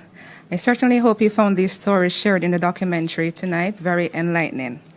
In the face of the totality of this disease, the strength and resilience of us sickle cell warriors is truly inspiring, and the integral role that the family and the community plays in managing sickle cell disease is very clear. Support and collaboration between the broader community will be essential if we are to make the necessary strides to fundamentally transform how sickle cell disease is treated. As such, I would personally like to thank Noel for the hard work that he put in to make this documentary a possibility. I know he worked very hard. Well done. So now we're going to move right in to our panel discussion. The documentary would have highlighted the challenges faced by persons living with sickle cell disease, and a brief panel discussion we'll now have a brief panel discussion to discuss what is being done and what can be done to overcome these challenges. And joining us tonight via Zoom will be Dr. Carol Lord, Chair and National Coordinator of the Sickle Cell Disease Technical Working Group and the Sickle Cell Disease Program Coordinator in the Family Health Unit in the Ministry of Health and Wellness.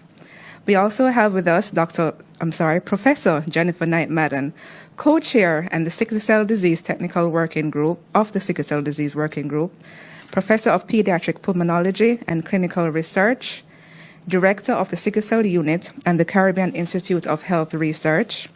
Also with us, Miss Denise Robinson, who you just saw, the mother of Kitwana Robinson in the documentary. Miss Camille Daly, my fellow sickle cell advocate and co-founder and president of the Sickle Cell Support Foundation. Also with us, Professor Monica Aznani. She is a professor of family medicine and epidemiology, and we will also have some greetings or feedback from Noel. So let's get into it. Dr. Lord, can you tell us exactly what is happening in the Ministry of Health that, we clearly highlighted that there needs to be an improved access to care. What exactly is happening in the Ministry of Health to mitigate this?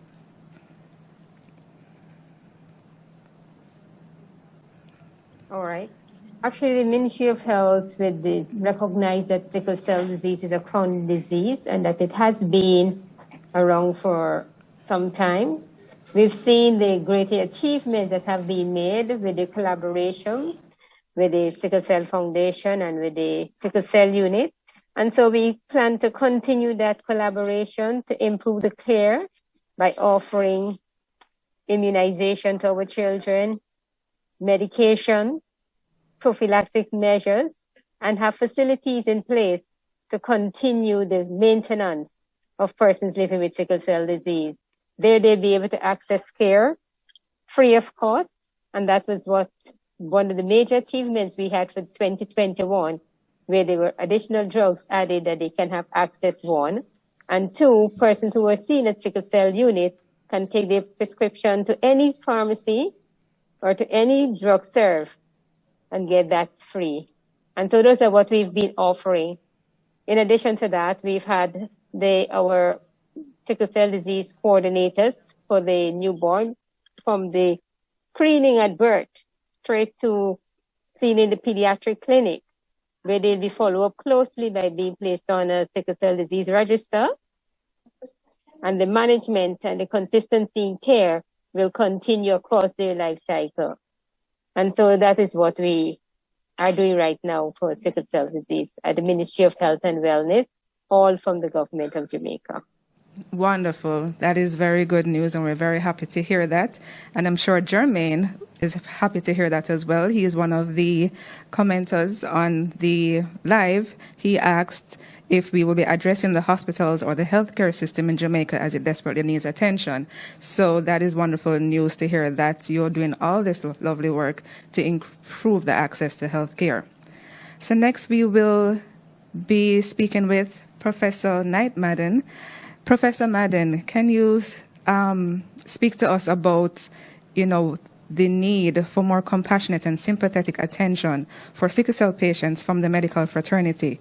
We know that some persons are treated as addicts, or we don't get the full understanding from the persons in the healthcare facility. What would you say about that? Thank you, Alicia. We are having ongoing training for our healthcare workers. Sometimes there are specific issues that need to be understood. For example, if you change a patient from the injected opioids, injected morphine, pethidine, to oral, that cuts their dose by 80%. So when they complain of pain again, it's not that they're an addict, it's that their dose has been cut significantly. So we have to be training our healthcare workers about these issues and also encouraging compassion and empathy, which are core values in the provision of care. And we're working on that so that we can all understand that pain is a major part of sickle cell disease, and we have to work together to make it better. Absolutely. And I would like to direct a question to you, Professor Knight-Madden, from Kimmy Kimberly on Facebook. She wanted to know if the trait can develop into the disease. No, Kimberly, it cannot. You are born with the trait or you're born with the disease. It does not evolve or change. So no, you can't, it doesn't grow, it doesn't change. What you need to know is what your status is. So you do a blood test and the lab will be able to say, is it the trait or is it disease or no, neither. So have your test done, and that of your partner and that of your children. Okay, thank you for that response, Professor Knight Madden. All right, and we're going to be speaking now with Denise. Denise is Kitwana's mom, and we saw her breakdown in the documentary just now. Denise, what message of encouragement can you offer to other parents of persons living with sickle cell disease? Hi, thank you for this opportunity, Alicia. Hello, everybody. Absolutely, it was repeated consistently throughout the documentary that family, one person said family was her backbone. The family structure has to be I would say the players on deck, to use a baseball term, that you're in the trenches 24/7. So doctors will be there to give that 15 minutes of whatever medication advice, whatever, therapist. But in the middle of the night, 2 a.m., a child wakes up in pain, the mom or the dad, you're it. Tag, you are it. You have to be there. The same thing that we're asking of nurses and doctors in the system as well. I mean, we think that flows naturally for family and for friends. It doesn't necessarily follow, because this illness, as we say, from birth for life, and sometimes it gets worse or it gets more challenging, as we saw with Kit when at age 25, where he had this massive stroke. And so you have to really be digging deeper and deeper and deeper in that well. And the good news is that we are powerful beings, all of us, and our reservoir for care and attention and compassion is infinite. And so certainly in our house, we do lots of very creative things other than outside of painting and coloring and all that. We do other creative things like encouraging Kit to do visualization, see himself more powerful than he is, remind him that there's a power inside of him that he can tap into, and recognize and acknowledge the challenge, but we don't make the challenge the thing. We make going over and above the challenge the objective. So I'm just want to encourage all moms, dads, friends, associates, aunts, uncles. It's a big team effort. Dr. Asnani, Dr. Knight Madden, Camille, all of us, we are a family. And this is the collective effort of the total that we are saying that is necessary. Quite so. We cannot even tell you how important it is to have that backbone of that support system in order to really fight this disease. And perfect timing now for me to bring in Camille. Thank you very much, Denise.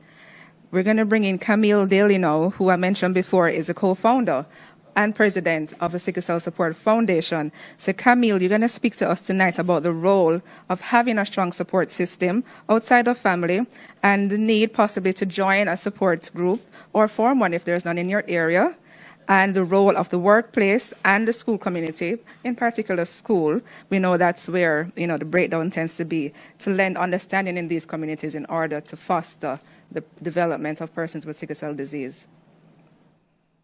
Okay, well, thank you. Are you able to hear me okay? Yes, I'm hearing you quite clearly. Okay, great. Well, thanks to the team at Phase 3 at the Ministry of Health. I'm really overwhelmed by the efforts that have been made to put on an absolutely fantastic week. I want to big up Dr. Lord. I want to big up her entire team, Professor Knight, Moret, Noel, all the members of the foundation, yourself, Alicia, everyone who has just really been pulling out all the stops and really working to, put together this week of activities. I'm really delighted. What I would say is we need to, I think, consider actually developing a formal program of training for families, for parents. Because while we say that family is critical, I don't think it's automatic. You know, as Denise said, that parents will really know how to cope. And we have to remember that in Jamaica, we have a lot of teen pregnancies, we have a lot of unplanned pregnancies, we have a lot of broken family structures, etc. And so the social structure of the society, you know, we have to take into account. And I think that while, of course, the sickle cell unit and other medical facilities across the island do give advice about how to manage the disease and, you know, what to take, what not to take, etc. This sort of psychological management of the process of raising a child with sickle cell disease is actually, you know, kind of complex. And the extent to which parents can do it has to do with their own psychological well-being themselves and the kind of parenting they receive themselves. So, you know, this is something I've been thinking about, that, you know, we actually need to develop some kind of program that can be easily available, you know, online, etc. We're not, you know, because naturally it would be difficult to do that in a face-to-face setting. But, you know, just resources to help parents who are raising a child with sickle cell be more readily available, I think would be very good. Definitely, as I said, the Ministry of Education seemed to have had a little breakdown with the distribution of the teachers' guides. We gave them 3,000 copies. So actually, I had been liaising with the person in charge just to see how far they had reached in terms of going across the island to distribute the guides. But yes, we need to have more interaction. And I think that part of the process of empowering parents, you know, they actually can go into the school with a copy of the guide, because I know the sickle cell unit does give parents a copy, but, you know, for parents across the island, you know, they can maybe download a copy of the guide from our website and do more of the advocacy themselves, you know, because it's starting a support foundation across the island. While it is a nice goal, we've had persons who have tried and not been able to sustain, because it's difficult to keep a nonprofit organization going. But definitely, the more empowered parents are, they also too train their children. So eventually, as a child becomes older, they know how to interface with the school community, how to speak with, you know, their teacher when they need help.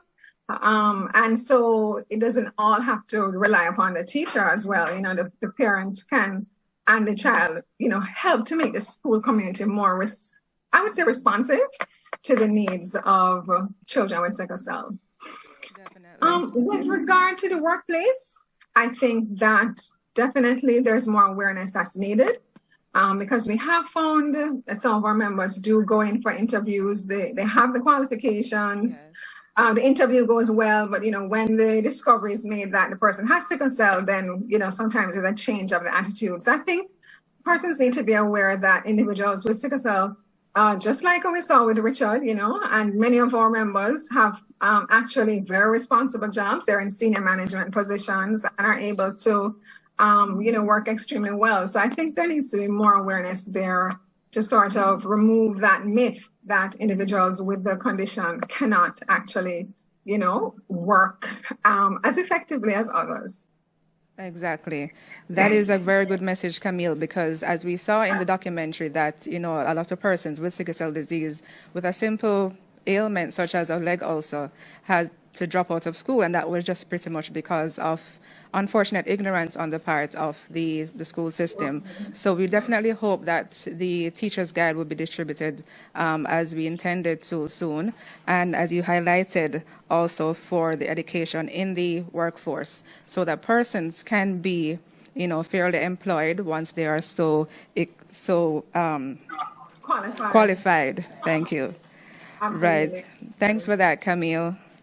All right, Professor Asnani, we've spoken about the many physical challenges, and we've spoken about the social difficulties that we experience as well. And all of that culminates and affects our mental status. Speak to us today on effective strategies on how to overcome some of the mental difficulties that we may face living with sickle cell disease. Hi, Alicia. Thank you so much. How are you? Good afternoon, evening, everyone. Great to hear, and you're looking great too. Thank you. I am so pleased to be listening in and joining in today with this. Thank you, Noel, for that beautiful, beautiful documentary. It's really heartwarming, heart-wrenching, everything put together. You know, Alicia, I think you kind of already said what I need to say, and everybody else, including all the warriors who have spoken during the documentary and all the other stakeholders, people here, parents, supporters, etc., physicians have spoken here. We struggle and manage so much of the physical ailments because they really are just in your face, and they can be critical and life-threatening many times. That many of us will even forget the mental challenges that abound. Each one of the warriors who has spoken in the video has mentioned it, starting from EJ, who was, I think, the youngest one who spoke. Yes. And what a beautiful child growing up into a youngster he was. One of the most serene smiles that I have seen that EJ had despite all his challenges. I think we need to step back a little bit before we start talking about addressing the challenges. We need to first understand the challenges. We need to do more screening. Just like we screen for eye disorders and we screen for kidney disorders and all of that, which are very important, screening for mental health issues is critical. And they can be very quick, and start from childhood. Screen for things like self-esteem in the child growing up, right? DJ spoke to being called names behind his back. And you hear this all the time. Children look much smaller than their age, than their peers. Yesterday a mother said, her son was always the tiniest one in the class photo, probably coming across as somebody's baby brother. Stuck in the class photo. But imagine how a young man or a young boy feels being that, But it might be something as simple as us realizing the parents being empowered, as you said, Camille, and the physicians and the nurses, healthcare providers saying, don't worry, you're going to get tall, and chances are you'll be taller than the rest of them. As she stated later that he ended up being the tallest one. That alone can be part of their counseling and building their self-esteem, okay? So understanding, screen them for self-esteem issues, for other issues, things like depression. Common, almost a quarter to 1/3 of our people with sickle cell disease might have depression or risk for depression. We need to pick it up and hit it, because that, guess what, is going to manifest so many times into physical complications, especially pain crisis. Okay, so we need to pick these up. Assess them for their quality of life, and then assess first before we go on to addressing the challenges. Because the time is so short, I want to speak to one thing that has been highlighted throughout, and that is overcoming stigma. Okay, throughout, especially this World Sickle Cell Day activities and this focus, it has again hit me that stigma.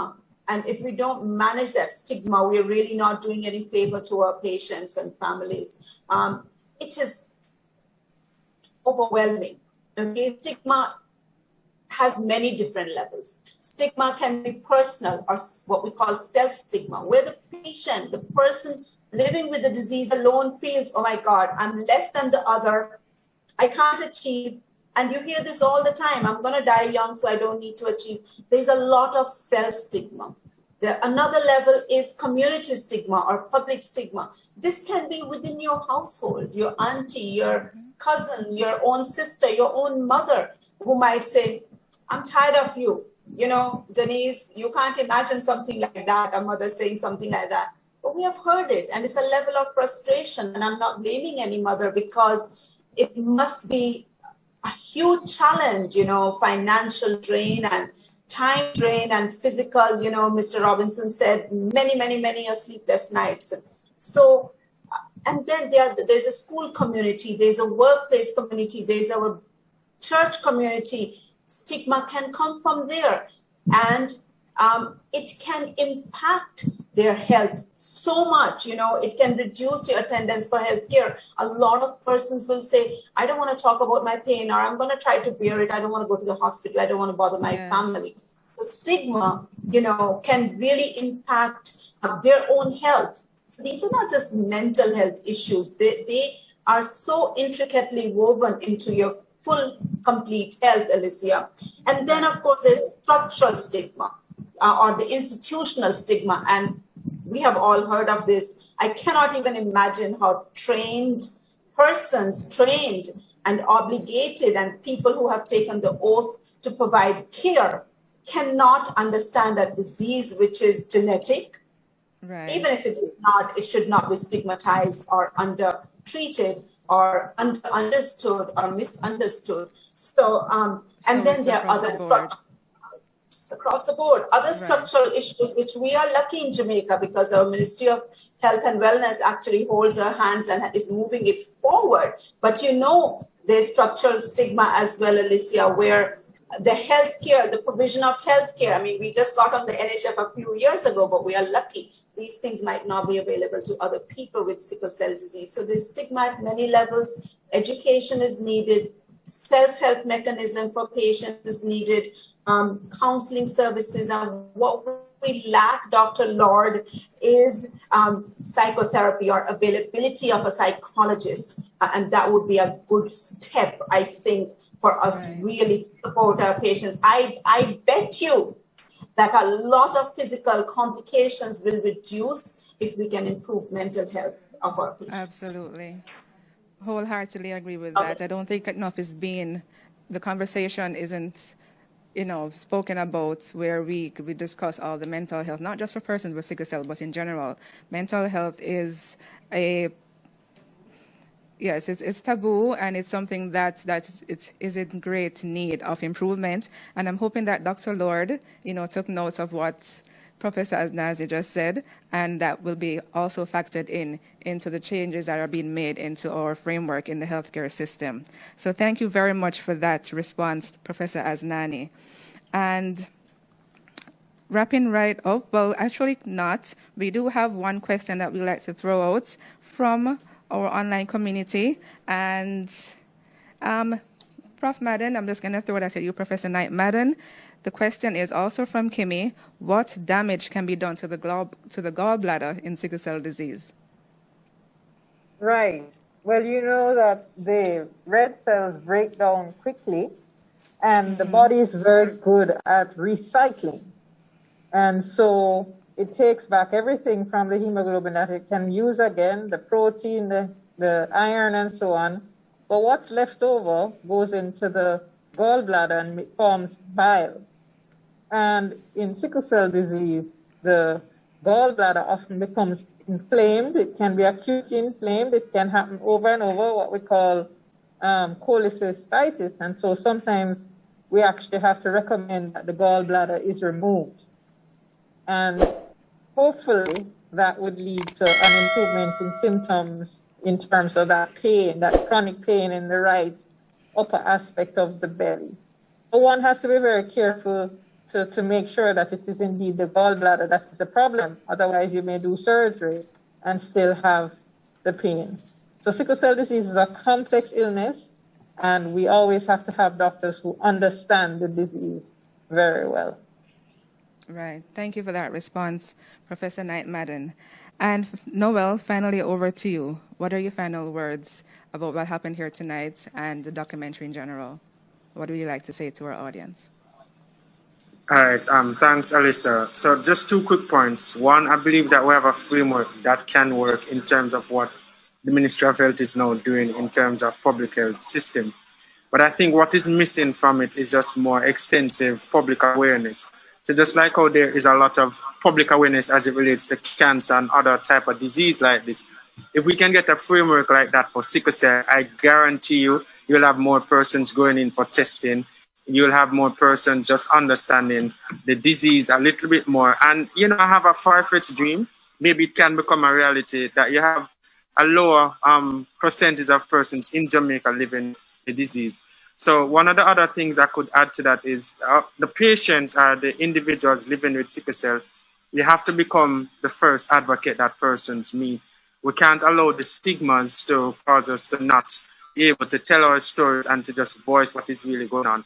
Because sometimes persons do operate from ignorance. So if we can get more persons on the conversation and just speaking out a little bit more, we can get there. So that's what I'd like to say. Great. Thank you for that, Noel. And we are sure that hopefully this will be not just with us here tonight, but we can have this documentary on other platforms for persons to have access to. So now we're going to invite you to I'm sorry, see? Okay, right. Noel, did you also want to speak about the after chat that you'd like to have after we leave here tonight? Okay, so right after Alaine's performance, you can join myself and Daniela on Instagram. My Instagram handle is Born King on Instagram, so you can just join us for the after chat where we'll be talking about our response to the documentary. Okay, great. So we invite you to join Noel afterwards to have a discussion, not just necessarily about sickle cell, but just to share your experience and to discuss anything you like, but more primarily, if anything that you'd like to share with us, just to have an open discussion. So now we invite you to just view the screen for some quick facts on sickle cell disease as we wrap up. Thank you.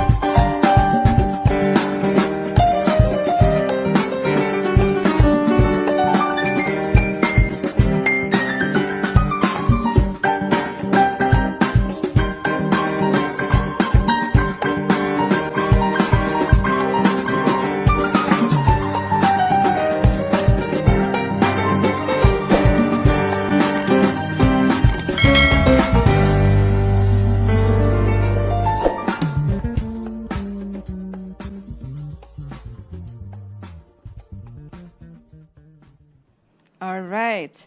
Singer, songwriter, broadcaster, Alaine has been singing professionally for over 17 years.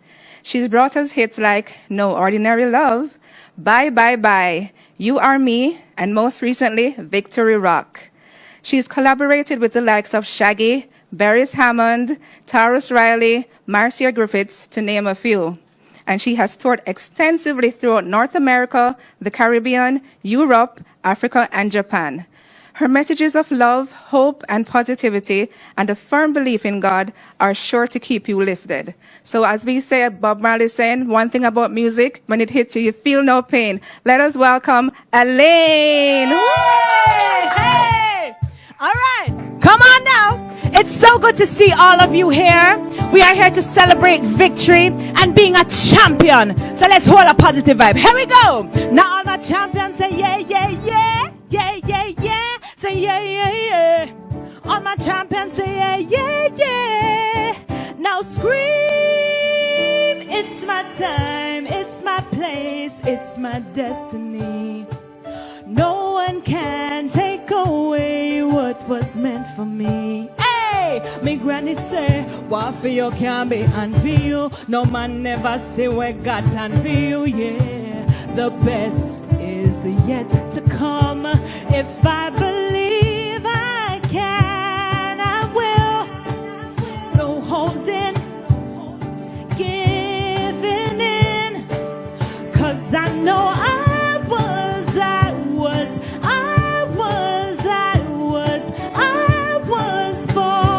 to win. Was born to win. I was born to win. Now all my champions say yeah, yeah, yeah. Say yeah, yeah, yeah. All my champions say yeah, yeah, yeah. Now scream. And we are rising in love, sharing stories of triumph, knowing that no obstacle that comes against us will prosper. So let's rise. Here we go. Before you, I was empty, nothing left was just a shell. Before you, loneliness was all I felt. Didn't wanna fall in love no more. Was so sad, I felt so many times I hit the floor. Hurt so bad, I didn't want no one to bring me down. Was sick and tired, you came and lifted me off the ground. And you take me higher, we rising. You and I keep rising. We rising. Love higher, we're flying. All of will rise. We're so high and we keep rising. We keep climbing higher and higher, and we keep soaring. We keep growing. We keep loving. All love is flying.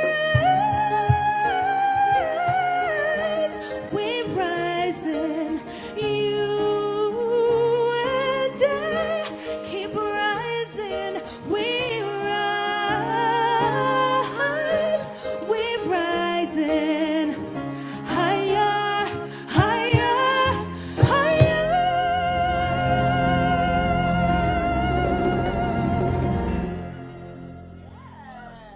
I hope you're feeling good. I hope you are rising.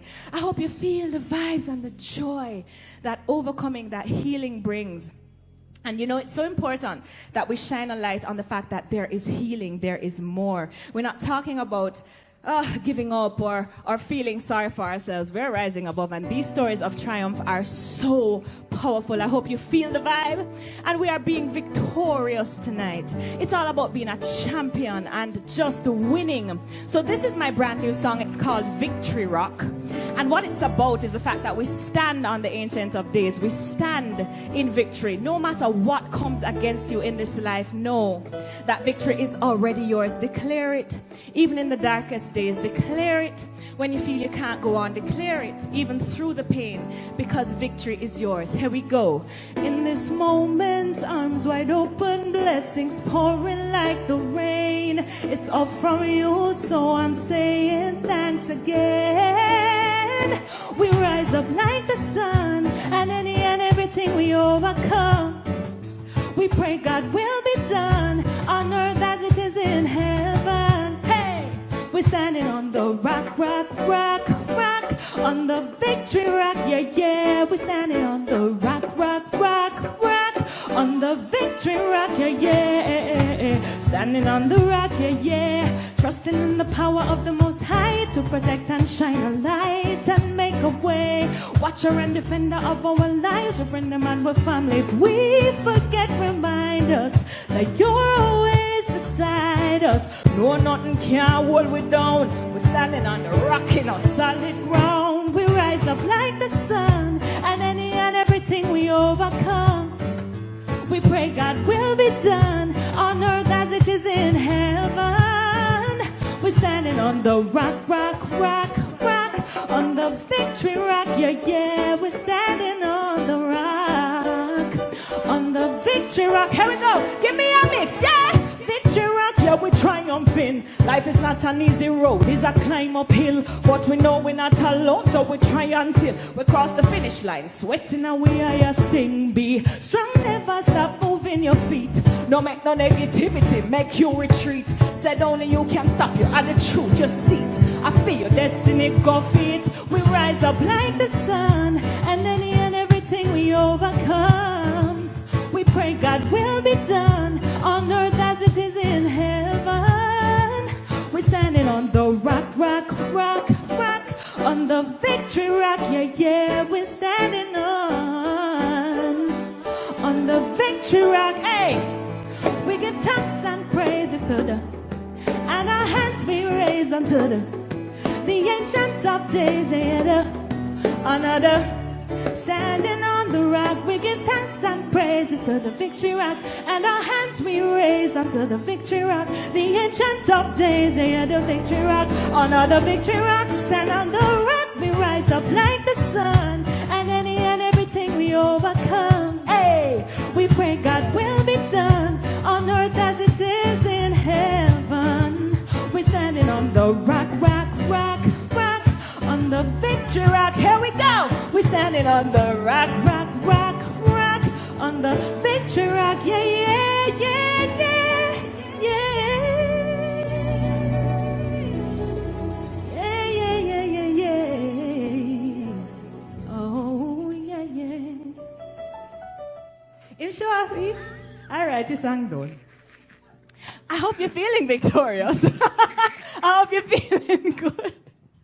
And just because you're going with yourself. This is Mr. Danae Greaves, one of my best friends in the world, as a matter of fact, and a brilliant keyboardist. And he might try to show me up a while ago, me done with you. A joke, never, ever in life. And he's just such an awesome person. Then he plays something for them. You can't rock. Now this is Mr. Elisha Ellis. We also call him Methuselah, Abraham, Adam. Any name that come from the Bible, we just call him that. Say good evening, sir. Good evening. Hey. And this part of the show is called Story Time. So if you're in the chat, I want you to write Story Time. And if you're not in the chat and you don't know how to do that, because I know my mother is watching, just shout out Story Time. Hi, Mama. Everybody's asking me for your mommy. So this is a story about two people. How many people is it about? That is 3 though. How much people? A 3 that. 2 people. Which maths class him got to? Wait, how much people? 2. One of them named Sharon. Now Sharon is a nice and clean and decent nurse. And she works in New York. Now Sharon just went through a 24-hour shift. You know how it goes. God bless the nurses and the doctors. We love you so much. Now Sharon is sitting at the train station and she sees her co-worker, Liza, walk into the train station. Now Liza, you know what them say about Liza, right? Mouta say Liza, you know hear your mama, they call you.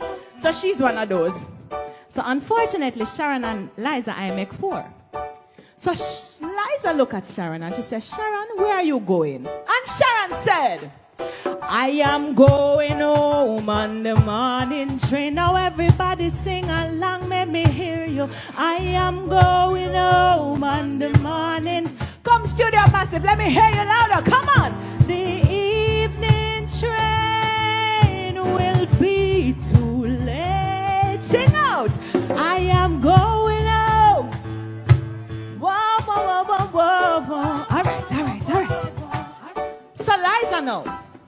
say, hey, Sharon, may I have a piece of sauce for you. So Sharon said, Liza, you know the only thing me want you give me is give me that old-time religion. Give me that old-time religion. Give me that old-time religion. It's good enough. Sing out, let me hear you sing it. Give me that old-time. Give me that.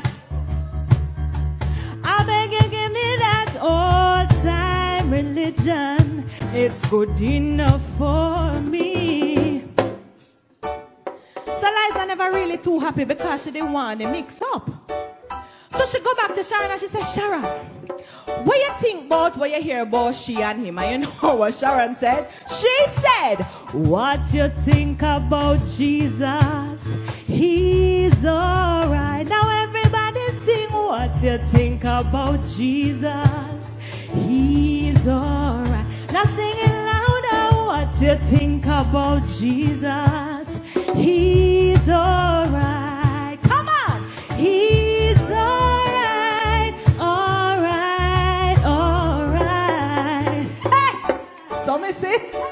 The train. Woo, yes, sis. You better sing. Come on. Jesus, Jesus. Sing out. He's alright. Jesus, da, da, da, da, da, da. He's alright, alright, alright. Yeah, the studio is all in a vibes. I mean, no one can't hear it, but it's nice bad in here. So finally, Sharon's train came. So she stepped into the train and she looked at Liza and she said, Liza, King David sits upon a heavenly throne. Sing hallelujah. Sing out now. Say people business and leave it alone. Sing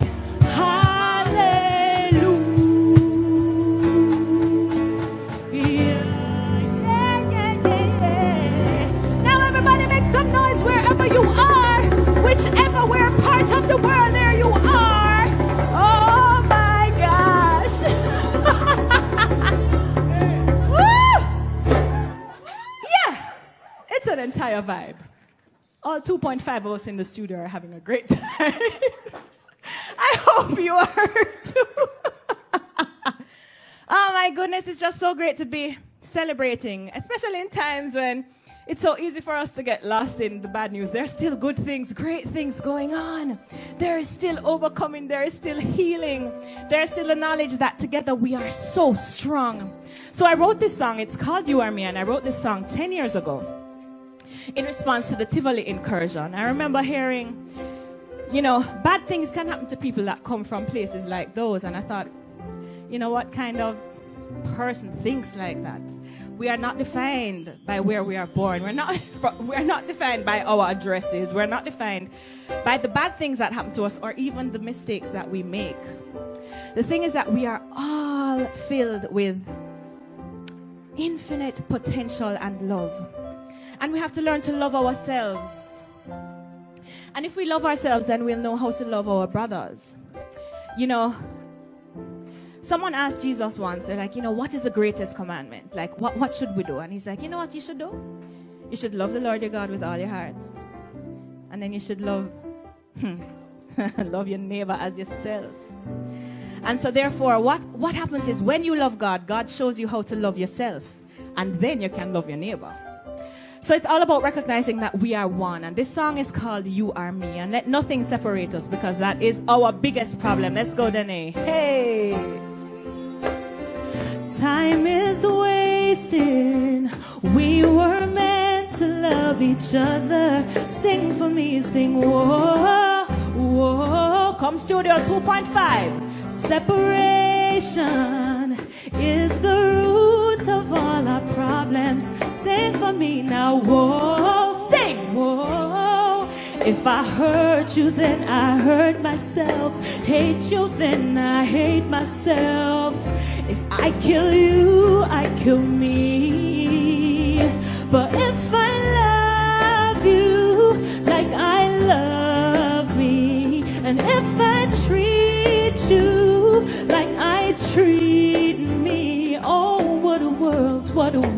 world, what a world this would be. Oh, what a world, what a world, what a world.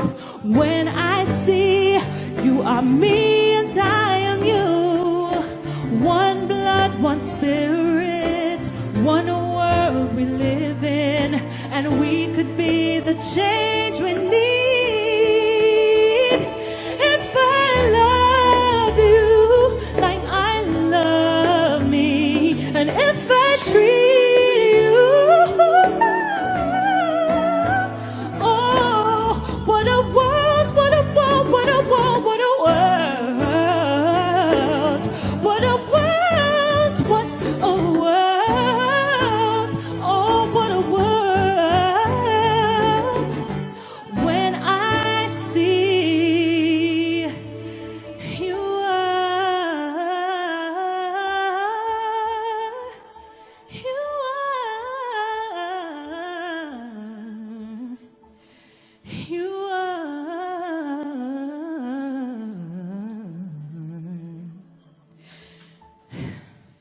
me, yeah. Whoa, yeah, yeah. And let's live from that place where we love each other as we love ourselves. And we give thanks. We give thanks. Thank you. Thank you, 2.5. And so I'm so grateful that you gave me your energy and that we had a good time. I hope you felt the vibe. And I believe that when you speak things, they are powerful. They don't return to your void. So speak good things. And if any negativity comes at you, whether or not you throw it at yourself, please tell it goodbye. So tonight we are conquerors on the side of love. And we know that there is no greater power than love. We are healed. We are rising. Yes! I wave my troubles bye-bye. Here we go. Bye-bye-bye. Bye-bye, bye-bye, bye-bye. No worrying or say. Bye-bye-bye. Bye-bye, bye-bye, bye-bye. Can't conquer.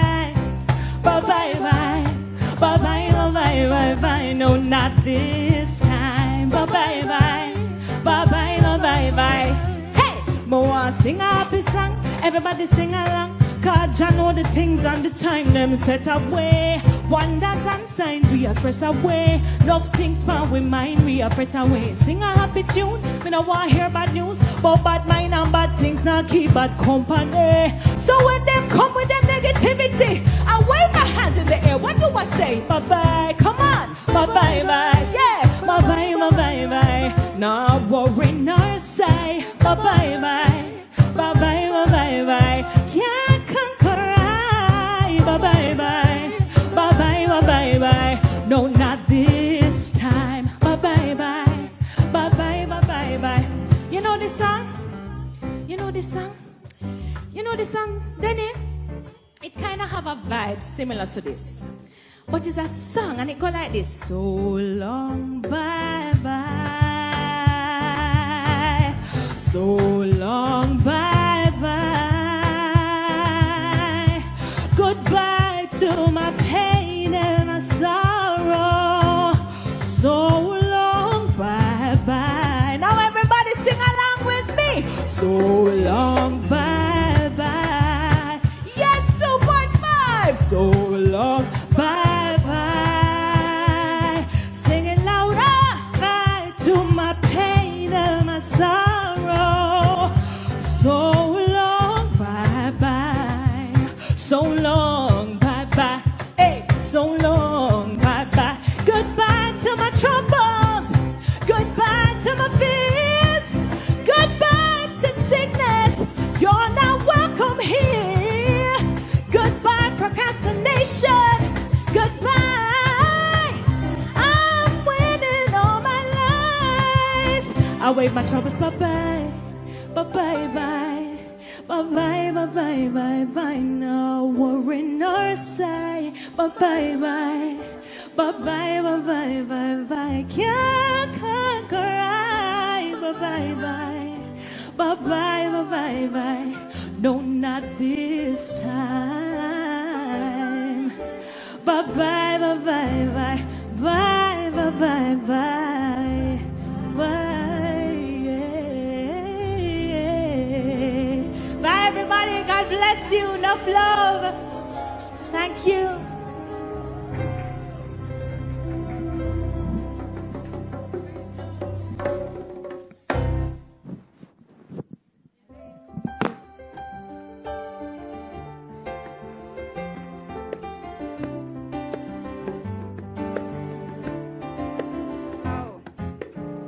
You heard that.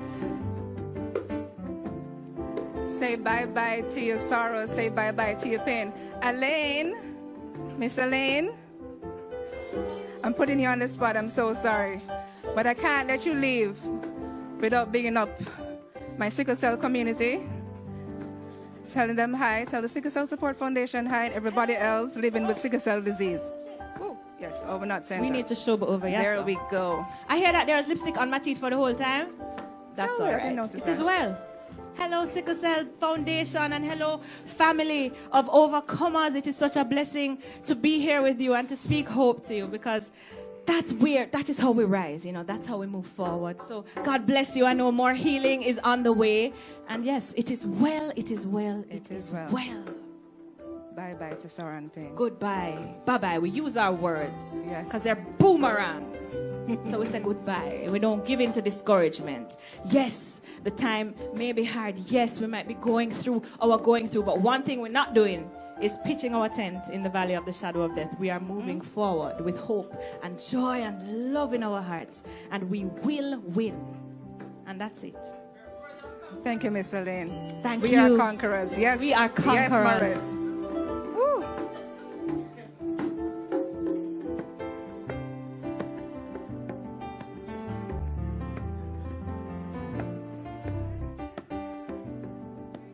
Musicians, that was wonderful. Thank you for that performance. That was awesome.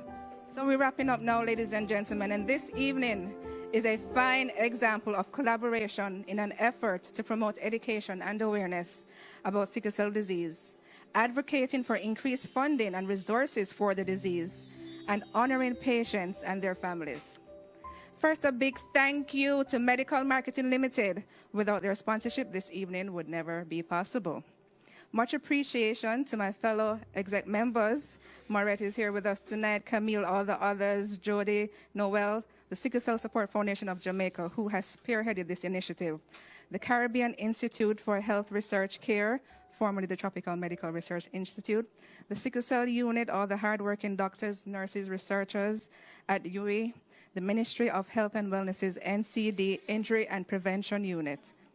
All entities came together with a singular purpose to help increase awareness and action needed to better manage the prevent sickle cell disease.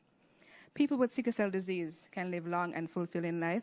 I'm a testament to one of them. Knowledge is empowerment, and initiatives like these help all as we can each appreciate what others are going through and offer our support. To my fellow sickle cell warriors, keep your spirits up. Live with purpose, set goals, and don't allow sickle cells to hinder you. Don't limit your potential. Remember, with endurance and consistency, you can conquer all. A very special thanks to persons who came out tonight to lend their support in one form or another as we recognize Sickle Cell Awareness Day 2021. Those who shared their stories in the documentary, you made yourself vulnerable. Our panelists who joined us by Zoom tonight, who helps us to challenge all the things highlighted in the documentary and to offer their expertise and to exert positive change. Our beautiful and spirited entertainer, Alaine. Oh my gosh, that was a beautiful performance. To everyone working behind the scenes, thank you so very much for all your hard work. We appreciate every one of you. Last and not least, you, our audience who join us online, you sent your questions, you participated. We thank you so much for your participation. Let us all leave here tonight driven towards the continued pursuit of our shared mission to make a meaningful difference in the future of sickle cell care.